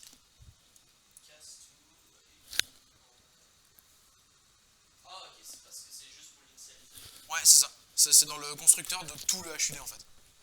C'est bon? Donc là, on revient sur la fonction getText, dans l'onglet ici.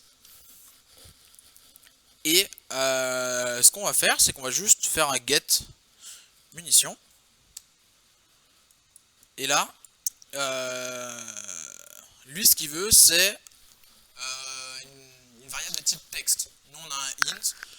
De la même manière qu'on avait le point toString tout à l'heure, et ben là, on va avoir un point toText. Donc juste, on clique sur munitions, on dépose sur return value, et là, on peut voir que il nous le transforme directement. Donc on n'a pas besoin de s'en soucier. Ok, on peut compiler, on voit que ça marche. Ensuite, pendant qu'on y est, on va revenir sur le designer, donc en haut à droite. Et là, on va aller cliquer sur la progress bar. Parce que nous, on aimerait aussi que la progress bar se mette à jour en fonction de notre nombre de munitions. Donc, pour ça, ce qu'on va faire, c'est que on va utiliser le bind, un peu comme la même manière qu'on a utilisé pour le texte. Donc là, ça va être pour le pourcentage. Parce qu'en gros, on peut avoir un aperçu de ce à quoi va rendre notre progress bar en faisant glisser les variables, enfin les valeurs. Je sais pas si vous voyez tous. Voilà. Sauf que voilà, nous on aimerait que ce soit automatique. Donc on va faire un bind. Donc ce qu'on va faire, c'est qu'on va créer le binding. Voilà. Et une fois de plus, on a notre caractère qui est utilisable. Puisque en fait c'est une variable qui est partagée entre toutes les fonctions de notre HUD. Donc contrôle cliquer déposer pour récupérer le caractère. Et là ce qu'on va faire, c'est un tout petit peu de maths, mais pas trop compliqué non plus. C'est qu'on va faire un get munitions qu'on va diviser par le munition max. En gros, pour avoir le taux d'utilisation de la munition, juste pour savoir où est-ce qu'on en est. Sauf que, parce que c'est jamais toujours aussi simple, on voit que notre return node, il veut un float. En soi, on pourrait faire munition divisé par munition max et lui envoyer le retour. Sauf qu'en fait, on est avec des ints. Donc on aura, vu qu'on divise notre munition par munition max, on aura une valeur avec un int qui sera ou 0 ou 1. Sauf que nous, on aimerait savoir où on en est exactement. Donc on ne peut pas avoir que deux valeurs. Donc nous, on aimerait avoir le résultat exact de notre division, pas juste 0 ou 1. Donc ce qu'on va faire, c'est qu'on va les transformer en float, donc tout float, tout simplement. On va faire de même pour le munition max. Voilà. Et là maintenant, on va pouvoir faire des divisions entre les floats et avoir un nombre à virgule situé entre 0 et 1. Et c'est exactement ce que veut le progress bar pour avoir l'avancement. Donc on va pouvoir faire notre division. Voilà. Et on va pouvoir directement lui envoyer la valeur de retour. On compile, on voit que tout est bon. Et là on teste. Ah bah non. Je suis bête, il nous manque une étape. C'est qu'il faut l'ajouter à l'écran maintenant. Parce que maintenant qu'on a créé, il faut qu'on puisse l'ajouter. Donc ce qu'on va faire, c'est que on va aller donc dans notre first person character. Et c'est ici en fait qu'on va ajouter à l'écran donc notre HUD. Donc ce qu'on va aller faire, c'est que bon, on va le chercher à la main, on va juste taper le begin play. Voilà. Et en fait, quand tu tapes comme ça un event et qu'il a déjà été appelé, et ben il va t'envoyer directement là où est-ce qu'il a été appelé dans le blueprint. Je sais pas si vous voyez ce que je veux dire. C'est qu'en gros là, alors admettons là, voilà, je l'ai désélectionné. Admettons on est là et on se dit, il faut que je trouve le event begin play. Bon là on n'a pas grand chose donc ça peut aller vite. On sait que c'est un event donc il faut juste regarder les couleurs rouges. Donc on regarde, donc on cherche à la main. Mais ça peut être fastidieux si on a beaucoup d'events. Ce qu'on peut faire, c'est que faire une recherche. On sait que l'event begin play en général il est utilisé. Donc ce qu'on va faire, c'est que dans la barre de recherche, on va taper begin play. Et là, s'il est déjà utilisé, enfin s'il n'est pas utilisé, il va nous le créer. S'il est utilisé, il va nous renvoyer là où est-ce qu'on l'utilise. C'est plus pratique. Donc là, on peut voir qu'il fait déjà plein de choses. Donc, on va pas casser, donc on va juste enlever ce node d'exécution là. On va le retirer histoire de faire quelque chose de propre. Et maintenant, ce qu'on va faire, ça va être... Maintenant, on va créer notre HUD. Donc on va faire un create widget. Donc on peut le voir, il est là. Construct. Pour le moment, c'est none, parce qu'on ne lui a pas sélectionné de classe. Donc ce qu'on va faire maintenant, c'est qu'on va cliquer dessus. Et bah, là, il me l'a mis tout en haut. On peut voir le myHUD qu'on a créé tout à l'heure. Il est là. Et maintenant, ce qu'on veut, maintenant qu'il est créé, enfin en gros, maintenant on l'a instancié, il faudrait qu'on l'ajoute à l'écran. Donc ce qu'on va faire, c'est juste add to viewport, tout simplement. Et on va lui ajouter la valeur de retour, enfin en gros notre HUD qui vient d'être fraîchement créé. Et ensuite, ce qu'on va faire, c'est qu'on va l'ajouter au flux d'exécution, tout simplement. Et maintenant, quand on fait play, il est affiché. Et là, on peut voir qu'on n'est pas au maximum de nos munitions. Donc on tire, on voit que c'est mis à jour. Et quand on récupère notre munition, on voit qu'on est passé à 15. Ce qui est d'ailleurs pas normal vu qu'on avait tiré une fois. On a raté quelque chose. Donc on va revenir dans les munitions. Pourquoi ?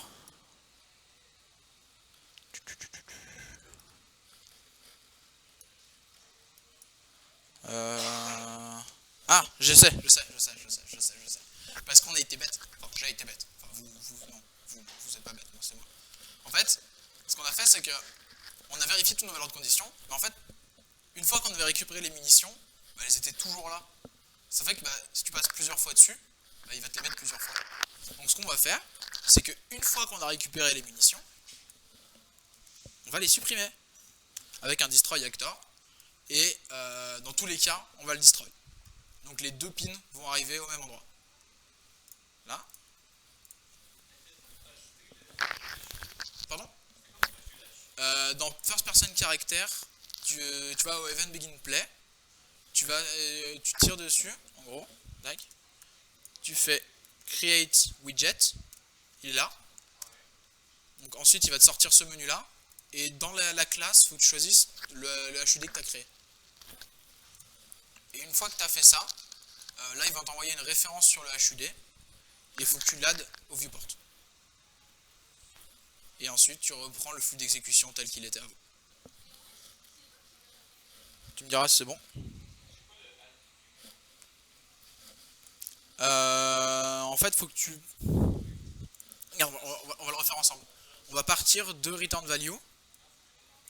Et là, tu fais add to viewport. Et ensuite, tu remets au flux d'exécution.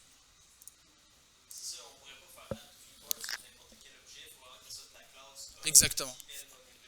Bah, en fait, il faut qu'il hérite du widget en fait. Il faut absolument que ce soit créé depuis User Interface Widget Blueprint. Si c'est pas ça, tu pourras pas. En fait, c'est comme si là, tu vois, on est d'accord, c'est en bleu comme ça, donc ça veut dire qu'il prend une référence. On va casser exprès et on va prendre une référence, admettons, sur notre mesh. Quelque chose qui n'a rien à voir, qui ne peut pas être ajouté. Et bah tu vois, quand tu cliques dessus, il te le grise. C'est-à-dire qu'en fait, c'est un type qui n'est pas pris en compte par la fonction. C'est-à-dire que ça, c'est interdit, tu peux même pas essayer de le forcer. L'éditeur te dira non et tu ne créeras pas le node. Ça sera uniquement du type qu'il veut, donc lui il veut un user widget référence qui nous est créé là, et voilà. Est-ce que c'est bon ? Super. Et donc là, on va pouvoir faire ça. On a tout le widget, on tire une fois dessus, on a 9. Ça c'est supprimé et on a 14. Est-ce que c'est bon pour vous ? Super. Donc là maintenant, ce qu'on va faire, c'est qu'on aimerait aussi savoir où est-ce qu'on en est sur notre score. Donc, je vous souvenais au tout début, on avait ajouté le score. Donc on va revenir dans le HUD. On va retourner dans le designer, ici. Et ce qu'on va faire, c'est qu'on va faire juste une horizontale box. Je vous avais dit tout à l'heure, on utiliserait les deux. Moi je la mets en haut à gauche, mais vous pouvez la mettre où vous voulez. Et dedans, on va mettre, que je le retrouve, là, on va mettre un premier texte et un deuxième.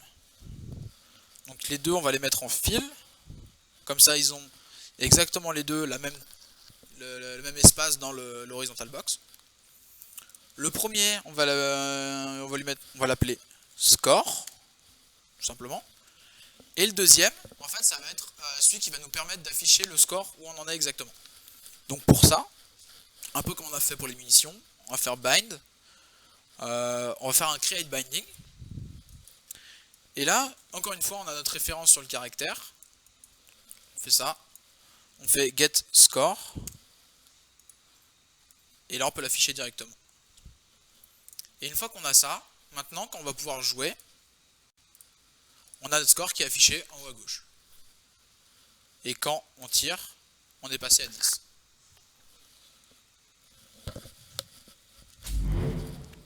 Est-ce que c'est ok pour vous? Cool.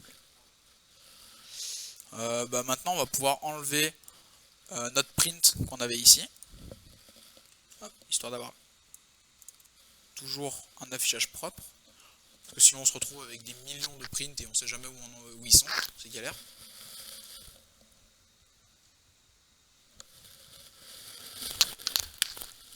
Donc maintenant, ce qu'on va faire, c'est que on va faire comme je vous avais montré sur la démonstration que je vous ai montré tout à l'heure. C'est qu'en gros maintenant, on va faire spawn des nouvelles cibles à un intervalle donné. Donc c'est peut-être le plus technique, on va dire, parce que c'est celui qui va demander plusieurs manipulations. Donc on va revenir sur la scène là, et on peut voir qu'on a la case blueprint. On va cliquer sur la flèche et là on voit un petit menu déroulant qui s'ouvre. Et nous, ce qu'on va vouloir utiliser, c'est le level blueprint. En gros, c'est un blueprint qui va être chargé au tout début. Et c'est un qui va être chargé tout le temps. En fait, ça va être le blueprint qui va être équivalent à la scène en fait. C'est celui qui va faire tourner toute la scène. Je sais pas si c'est explicite comme ça. Par exemple, mettons dans Unity, j'aurais pu faire un game manager sur la logique de la scène. Ouais, c'est ça. Ça va être uniquement pour la scène là. Après, tu as le game mode qui lui est pour tout le jeu. Donc ça va englober pas mal de choses. Mais lui, c'est pas un blueprint, c'est juste des paramètres que tu peux utiliser. Et lui peut servir entre les scènes, dans les menus. Ouais, il me semble que le blueprint. Non, il me semble que le game mode, tu peux faire du blueprint aussi dessus. Enfin, le game mode, en général, tu vas pas trop t'en servir parce que c'est forcément bien vu de le faire. Parce que, en général, t'en mets le moins de choses possible qui vont se balader dans tout le jeu parce que c'est pas forcément pratique. Ou alors, c'est que des choses vraiment spécifiques que tu auras besoin de te servir 10 niveaux plus tard, par exemple. Ouais, c'est ça, mettons, tu vas faire un 5 secondes pour lui à 50 minutes et les prochaines 5 Alors ça, tu as le streaming de level. Et c'est des choses qui sont vraiment plus techniques. Et là, c'est des choses qui ne peuvent pas trop utiliser, donc je ne pourrais pas trop t'en parler. Mais concrètement, tu pourrais te servir de choses qui justement vont te... C'est parce que j'ai un driver de mon driver graphique qui n'est pas à jour. Ah, c'est pour ça. J'ai remarqué qu'il y a plein de drivers qui ne sont pas à jour. Ouais, à partir du moment où tu veux utiliser des ressources graphiques comme ça, ça vaut pour plus ou moins tout le monde. Hein. Essayez toujours d'avoir vos drivers relativement à jour, parce que, admettons qu'il y ait une mise à jour OpenGL, donc ce qu'utilise Unreal, et que votre driver que vous avez actuellement ne le supporte pas, mais que dans la prochaine mise à jour, le driver le supportera. Et ben, si vous ne le mettez pas à jour, vous ne pourrez pas utiliser entièrement le moteur. Donc, faites toujours en sorte que vos drivers soient à jour. Mais que ce soit pour Unreal, Unity ou quoi d'autre, ou même les jeux, parfois il y a des patchs qui utilisent les dernières versions d'OpenGL et qui demandent quand même d'avoir les drivers à jour. par défaut, essayez quand même de les mettre à jour régulièrement.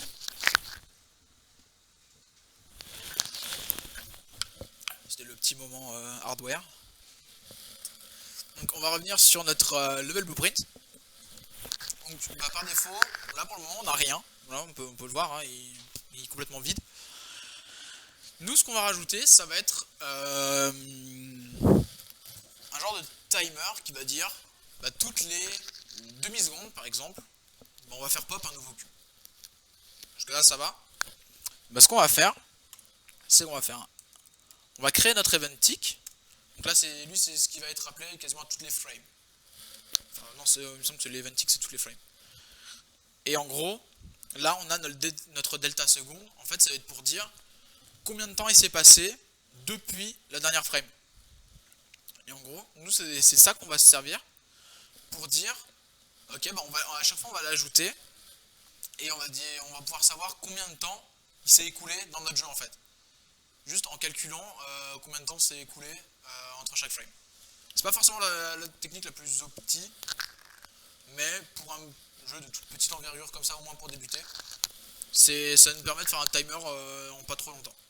Donc ce qu'on va faire, c'est qu'on va ajouter une variable. C'est un blueprint totalement basique. Hein. Donc on va ajouter une variable. On va l'appeler elapsed time. Donc en gros c'est pour sauvegarder le temps qui s'est écoulé.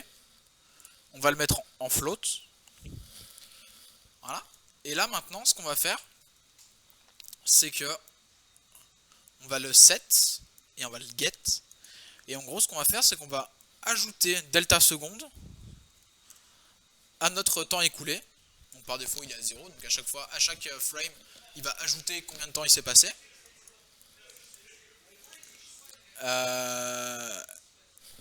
Donc, là ensuite on va vérifier. Donc on va utiliser une autre variable qui va être en gros le temps qui va nous permettre de comparer. Donc on va l'appeler juste compare, voilà, on s'en fout. On va le compiler. Et là on va dire on va mettre 0.5. Et en gros c'est pour dire ok, est-ce que le temps écoulé est supérieur au temps qu'on voulait. Donc là on va le compare. Et là on va regarder si notre somme est supérieure au temps qu'on veut sauvegarder. Enfin à tous les temps qu'on veut faire spawn notre cible. Est-ce que jusque là ça va? Ouais. Donc une nouvelle condition, donc B clic gauche. Donc on envoie notre flux d'exécution jusqu'ici. Et là maintenant on va regarder justement si c'est supérieur. Donc si c'est supérieur, ça veut dire qu'on a suffisamment attendu. Donc on va pouvoir remettre notre temps écoulé à 0. Si c'est false, on fait juste rien, on attend. De la même manière qu'on ne pouvait pas tirer en dessous d'une seconde, là on va juste attendre 0.5 secondes avant de pouvoir refaire quelque chose. Donc là on est bon. Limite on va le faire à la fin, comme ça on évitera tous les problèmes. Donc une fois qu'on a attendu, ce qu'on va faire, c'est qu'on va faire un spawn actor from class. Et là on va faire spawn non pas des munitions comme tout à l'heure, mais notre cible qu'on a créée tout à l'heure.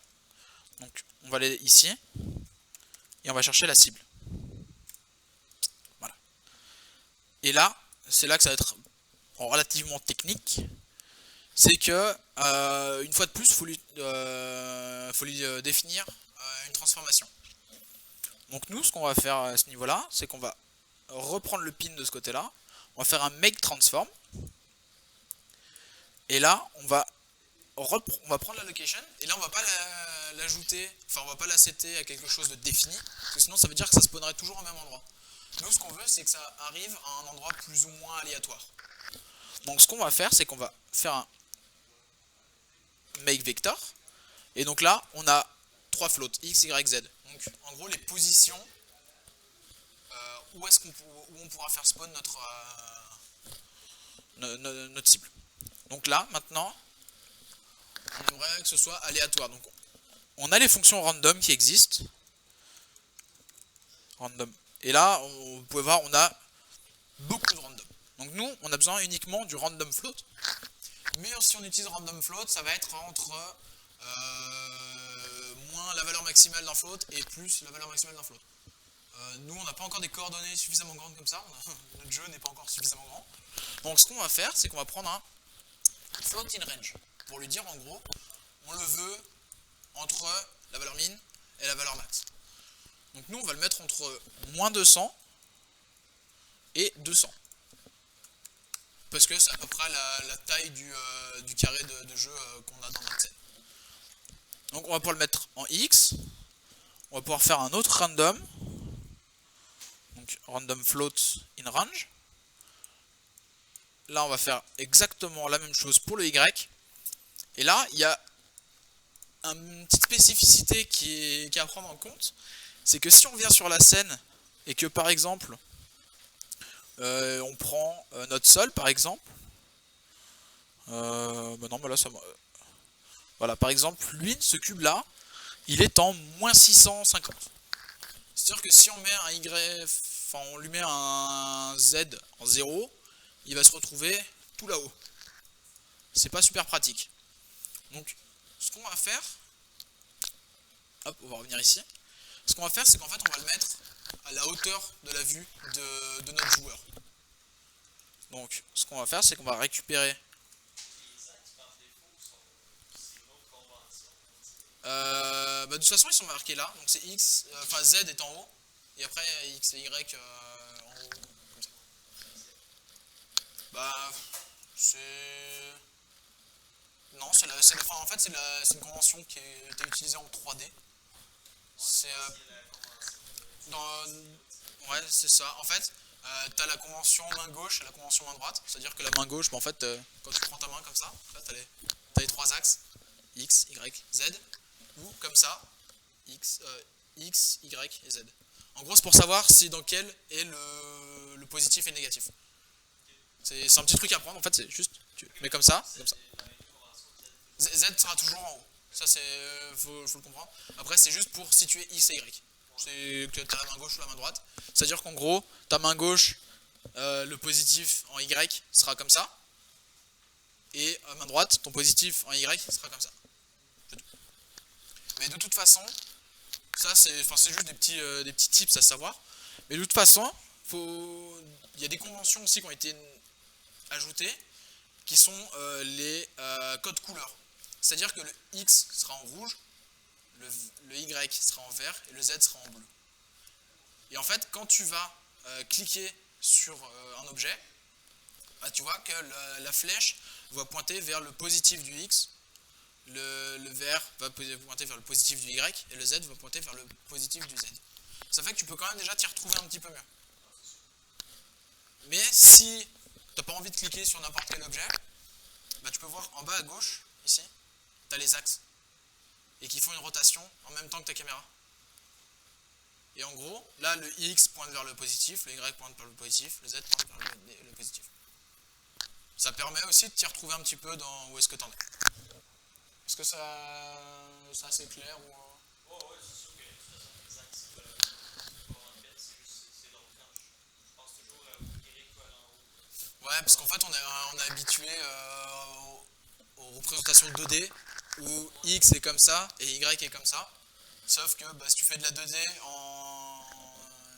par ordinateur, ton 0,0 il est en haut à gauche. Et ton X est vers le bas et ton Y est vers la droite. Et tes positifs sont vers le bas. Ça veut dire que quand tu es en haut à gauche, bah, si tu pars en bas, bah, tu partiras dans les positifs. Fait que ça vient de là, mais on décide de faire du 3D, ils ont juste mis ce plan-là. Et voilà, ça, ils l'ont pris, puis ils l'ont pivoté comme ça, et après ils ont rajouté le Z. Voilà, c'est ça. C'est vrai qu'au début c'est un peu mêlant, mais après, bah, une fois que tu as l'habitude de travailler en 3D, ça revient assez rapidement. Mais dans tous les logiciels 3D que j'ai pu utiliser, dans tous les cas, il y avait une petite flèche comme ça qui disait comment sont tes axes X, Y et Z. Puis au pire, bah, comme je te disais, quand tu cliques sur un objet, il y a les conventions de couleurs. Voilà. Donc, ce qu'on voulait faire, c'était mettre nos cibles à la vue, enfin, globalement, en face de notre joueur. Donc, on va récupérer son caractère. Une fois de plus, il va falloir ranger ça proprement. Hop. Excusez, je suis un peu maniaque avec ça. Donc ensuite, on va, encore une fois, on va faire notre cast. Voilà, on commence à avoir un petit peu l'habitude. On redirige notre flux d'exécution dessus. On va là, on n'a pas besoin de plus. Et là, on va pouvoir récupérer notre personne caractère. Et là, on va pouvoir faire notre get location. Allô?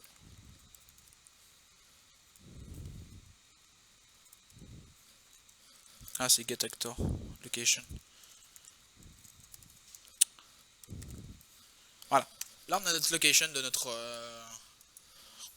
notre joueur. Mais nous, ce qu'on veut, c'est pas toute la location, c'est juste son Z en fait. C'est juste pour savoir où est-ce qu'il est. Donc, on va récupérer. Donc, en fait, on va casser le vecteur. C'est-à-dire qu'on a un vecteur ici pour les locations. Et nous, on voudrait juste son Z. Et ben, on le casse comme ça. Et là, on peut récupérer donc ou le X, ou le Y, ou le Z. On prend le Z et on vient le pitcher ici. Tout simplement.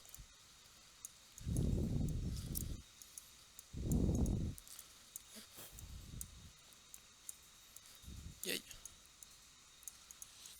Voilà. Et donc là, on devrait être bon. On remet le temps écoulé à 0.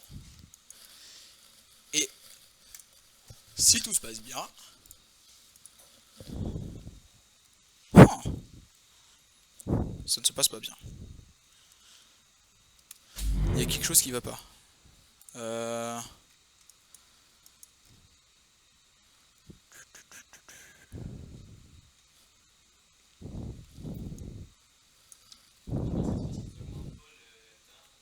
Bah si, justement, on prend le delta seconde et on l'ajoute au temps écoulé.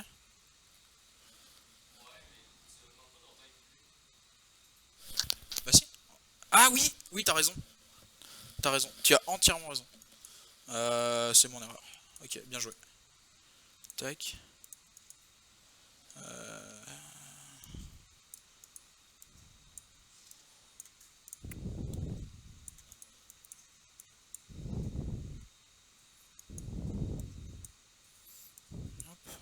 Voilà. Parce qu'on pourrait faire ça directement. Okay. Ah ouais, bien joué. Et voilà. Et là maintenant, bah on a la même chose que ce qu'on avait tout à l'heure, quasiment. On mange pas d'œuf. Ah, si. Et voilà. Bon là par contre, c'est juste que ça va spawn à l'infini. Donc là, enfin si je reste 2 minutes, je vais avoir je sais pas combien de cubes. Bon, après c'est marrant parce que bah, ça vole dans tous les sens, parce que justement les collisions font que... Parce qu'enfin on n'a peut-être pas défini un carré assez grand dans lequel il pourrait spawn. Je pense qu'on pourrait augmenter.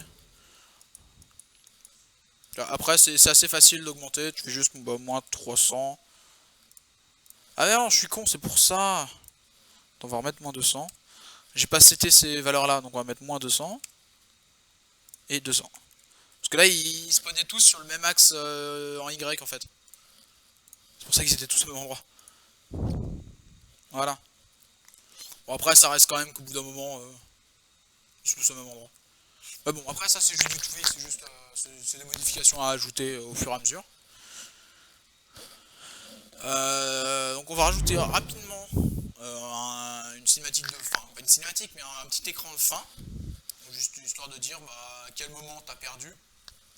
Donc ce qu'on va juste faire, on va rapidement créer un HUD comme on a fait tout à l'heure, widget blueprint, on va l'appeler perdu, voilà, on s'en fout.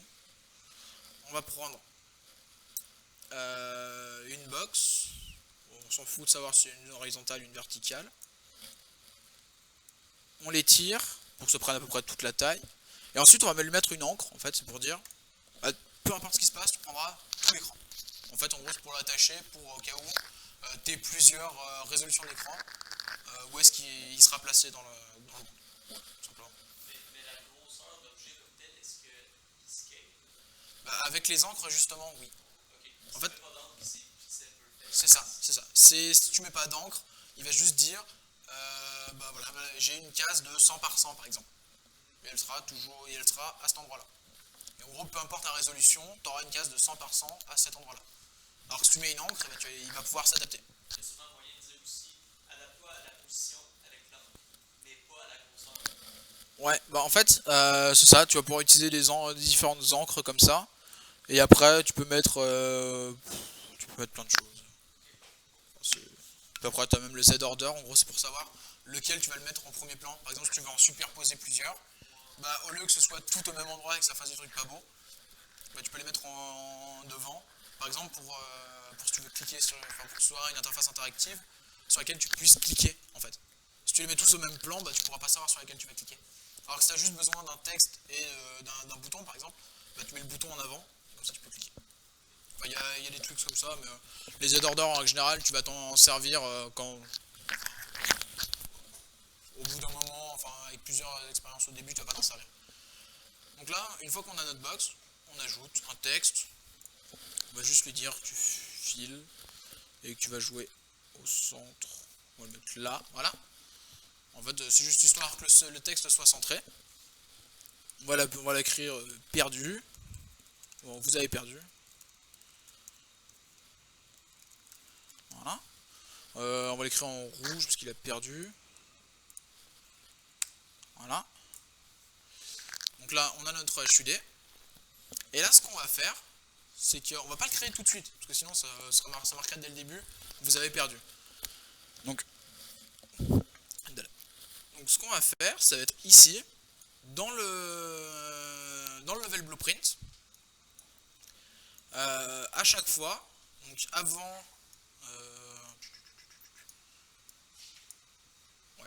avant de savoir si on fait spawn ou pas une nouvelle box, on va vérifier combien il y en a. Donc ce qu'on va faire, c'est qu'il y a une fonction qui nous permet de récupérer tous les actors selon une classe. Donc c'est le get all actor of class. Voilà. Et ensuite on va préciser de quelle classe on les veut. Donc nous on veut savoir combien il y a de cibles sur la scène. Et en gros, quand c'est en carré comme ça veut dire qu'on a une array. Et en ayant l'array comme ça, on va pouvoir récupérer la longueur. En gros, ça va nous dire combien est-ce qu'on a d'éléments dans notre array. Et là, juste ce qu'on va faire, c'est que on va vérifier s'il est supérieur à une valeur arbitraire. On va mettre genre 50. Et donc là, s'il est supérieur à 50, ça veut dire qu'on a perdu. Sinon, bah, on continue. Donc on rajoute ici à false et à true. Là on va créer notre HUD qui va perdre. Donc on va create widget. Là on va mettre le perdu. Une fois de plus on va l'ajouter au viewport. Mais si on fait juste ça, en fait le jeu va continuer à jouer. C'est-à-dire qu'en gros ça va plus spawner parce que le flux d'exécution s'arrête ici. Mais le joueur lui pourra continuer à se déplacer et faire des trucs. Nous ce qu'on veut c'est pas quitter le jeu parce que sinon il va pas voir le HUD. On va juste le mettre en pause. Donc ce qu'on va faire c'est que juste avant ici, on va mettre en pause le jeu. Et en fait on va juste appeler la fonction setGamePause qu'on va relier à notre widget. Et là, bah, on va faire un peu d'idle. Et quand il sera à 50 cubes, le jeu va s'arrêter, tout simplement. Mais les options continuent quand même. Bah, en fait, le jeu sera sur pause, c'est tout. Il ne se passera plus rien en fait. C'est juste l'histoire qu'après on pourrait exactement, par exemple, rajouter un menu pour dire bah voilà, bah, tu quittes ou tu continues ou tu rejoues, un truc comme ça. Mais dans le fond, c'est tous les autres processus arrêtent de construire. Non, c'est juste le game loop qui s'arrête en fait. Sinon, bah, la physique, comme tu as pu le voir, pourquoi ça met pas en pause d'ailleurs? C'est bizarre. Attends. Ah oui, voilà. Tac. Voilà. Donc là, on va refaire un peu d'idle. C'est tout le monde dans ce frame-là va finir s'arrêter. Ouais, c'est ça. Mais Après, il se passe plus rien. Enfin, je crois même. Non, il me semble que ça va juste friser tout ce qu'il y aura à l'écran. Attends, on va voir. Normalement, je pense que s'il y a un cube qui vole, par exemple, bah, il sera juste en l'air. Ouais, tu vois, juste, ça bloque l'état dans lequel il est. C'est tout. Donc, ouais, tous les processus sont arrêtés. Voilà. Donc, on a refait le jeu que je vous avais montré au tout début.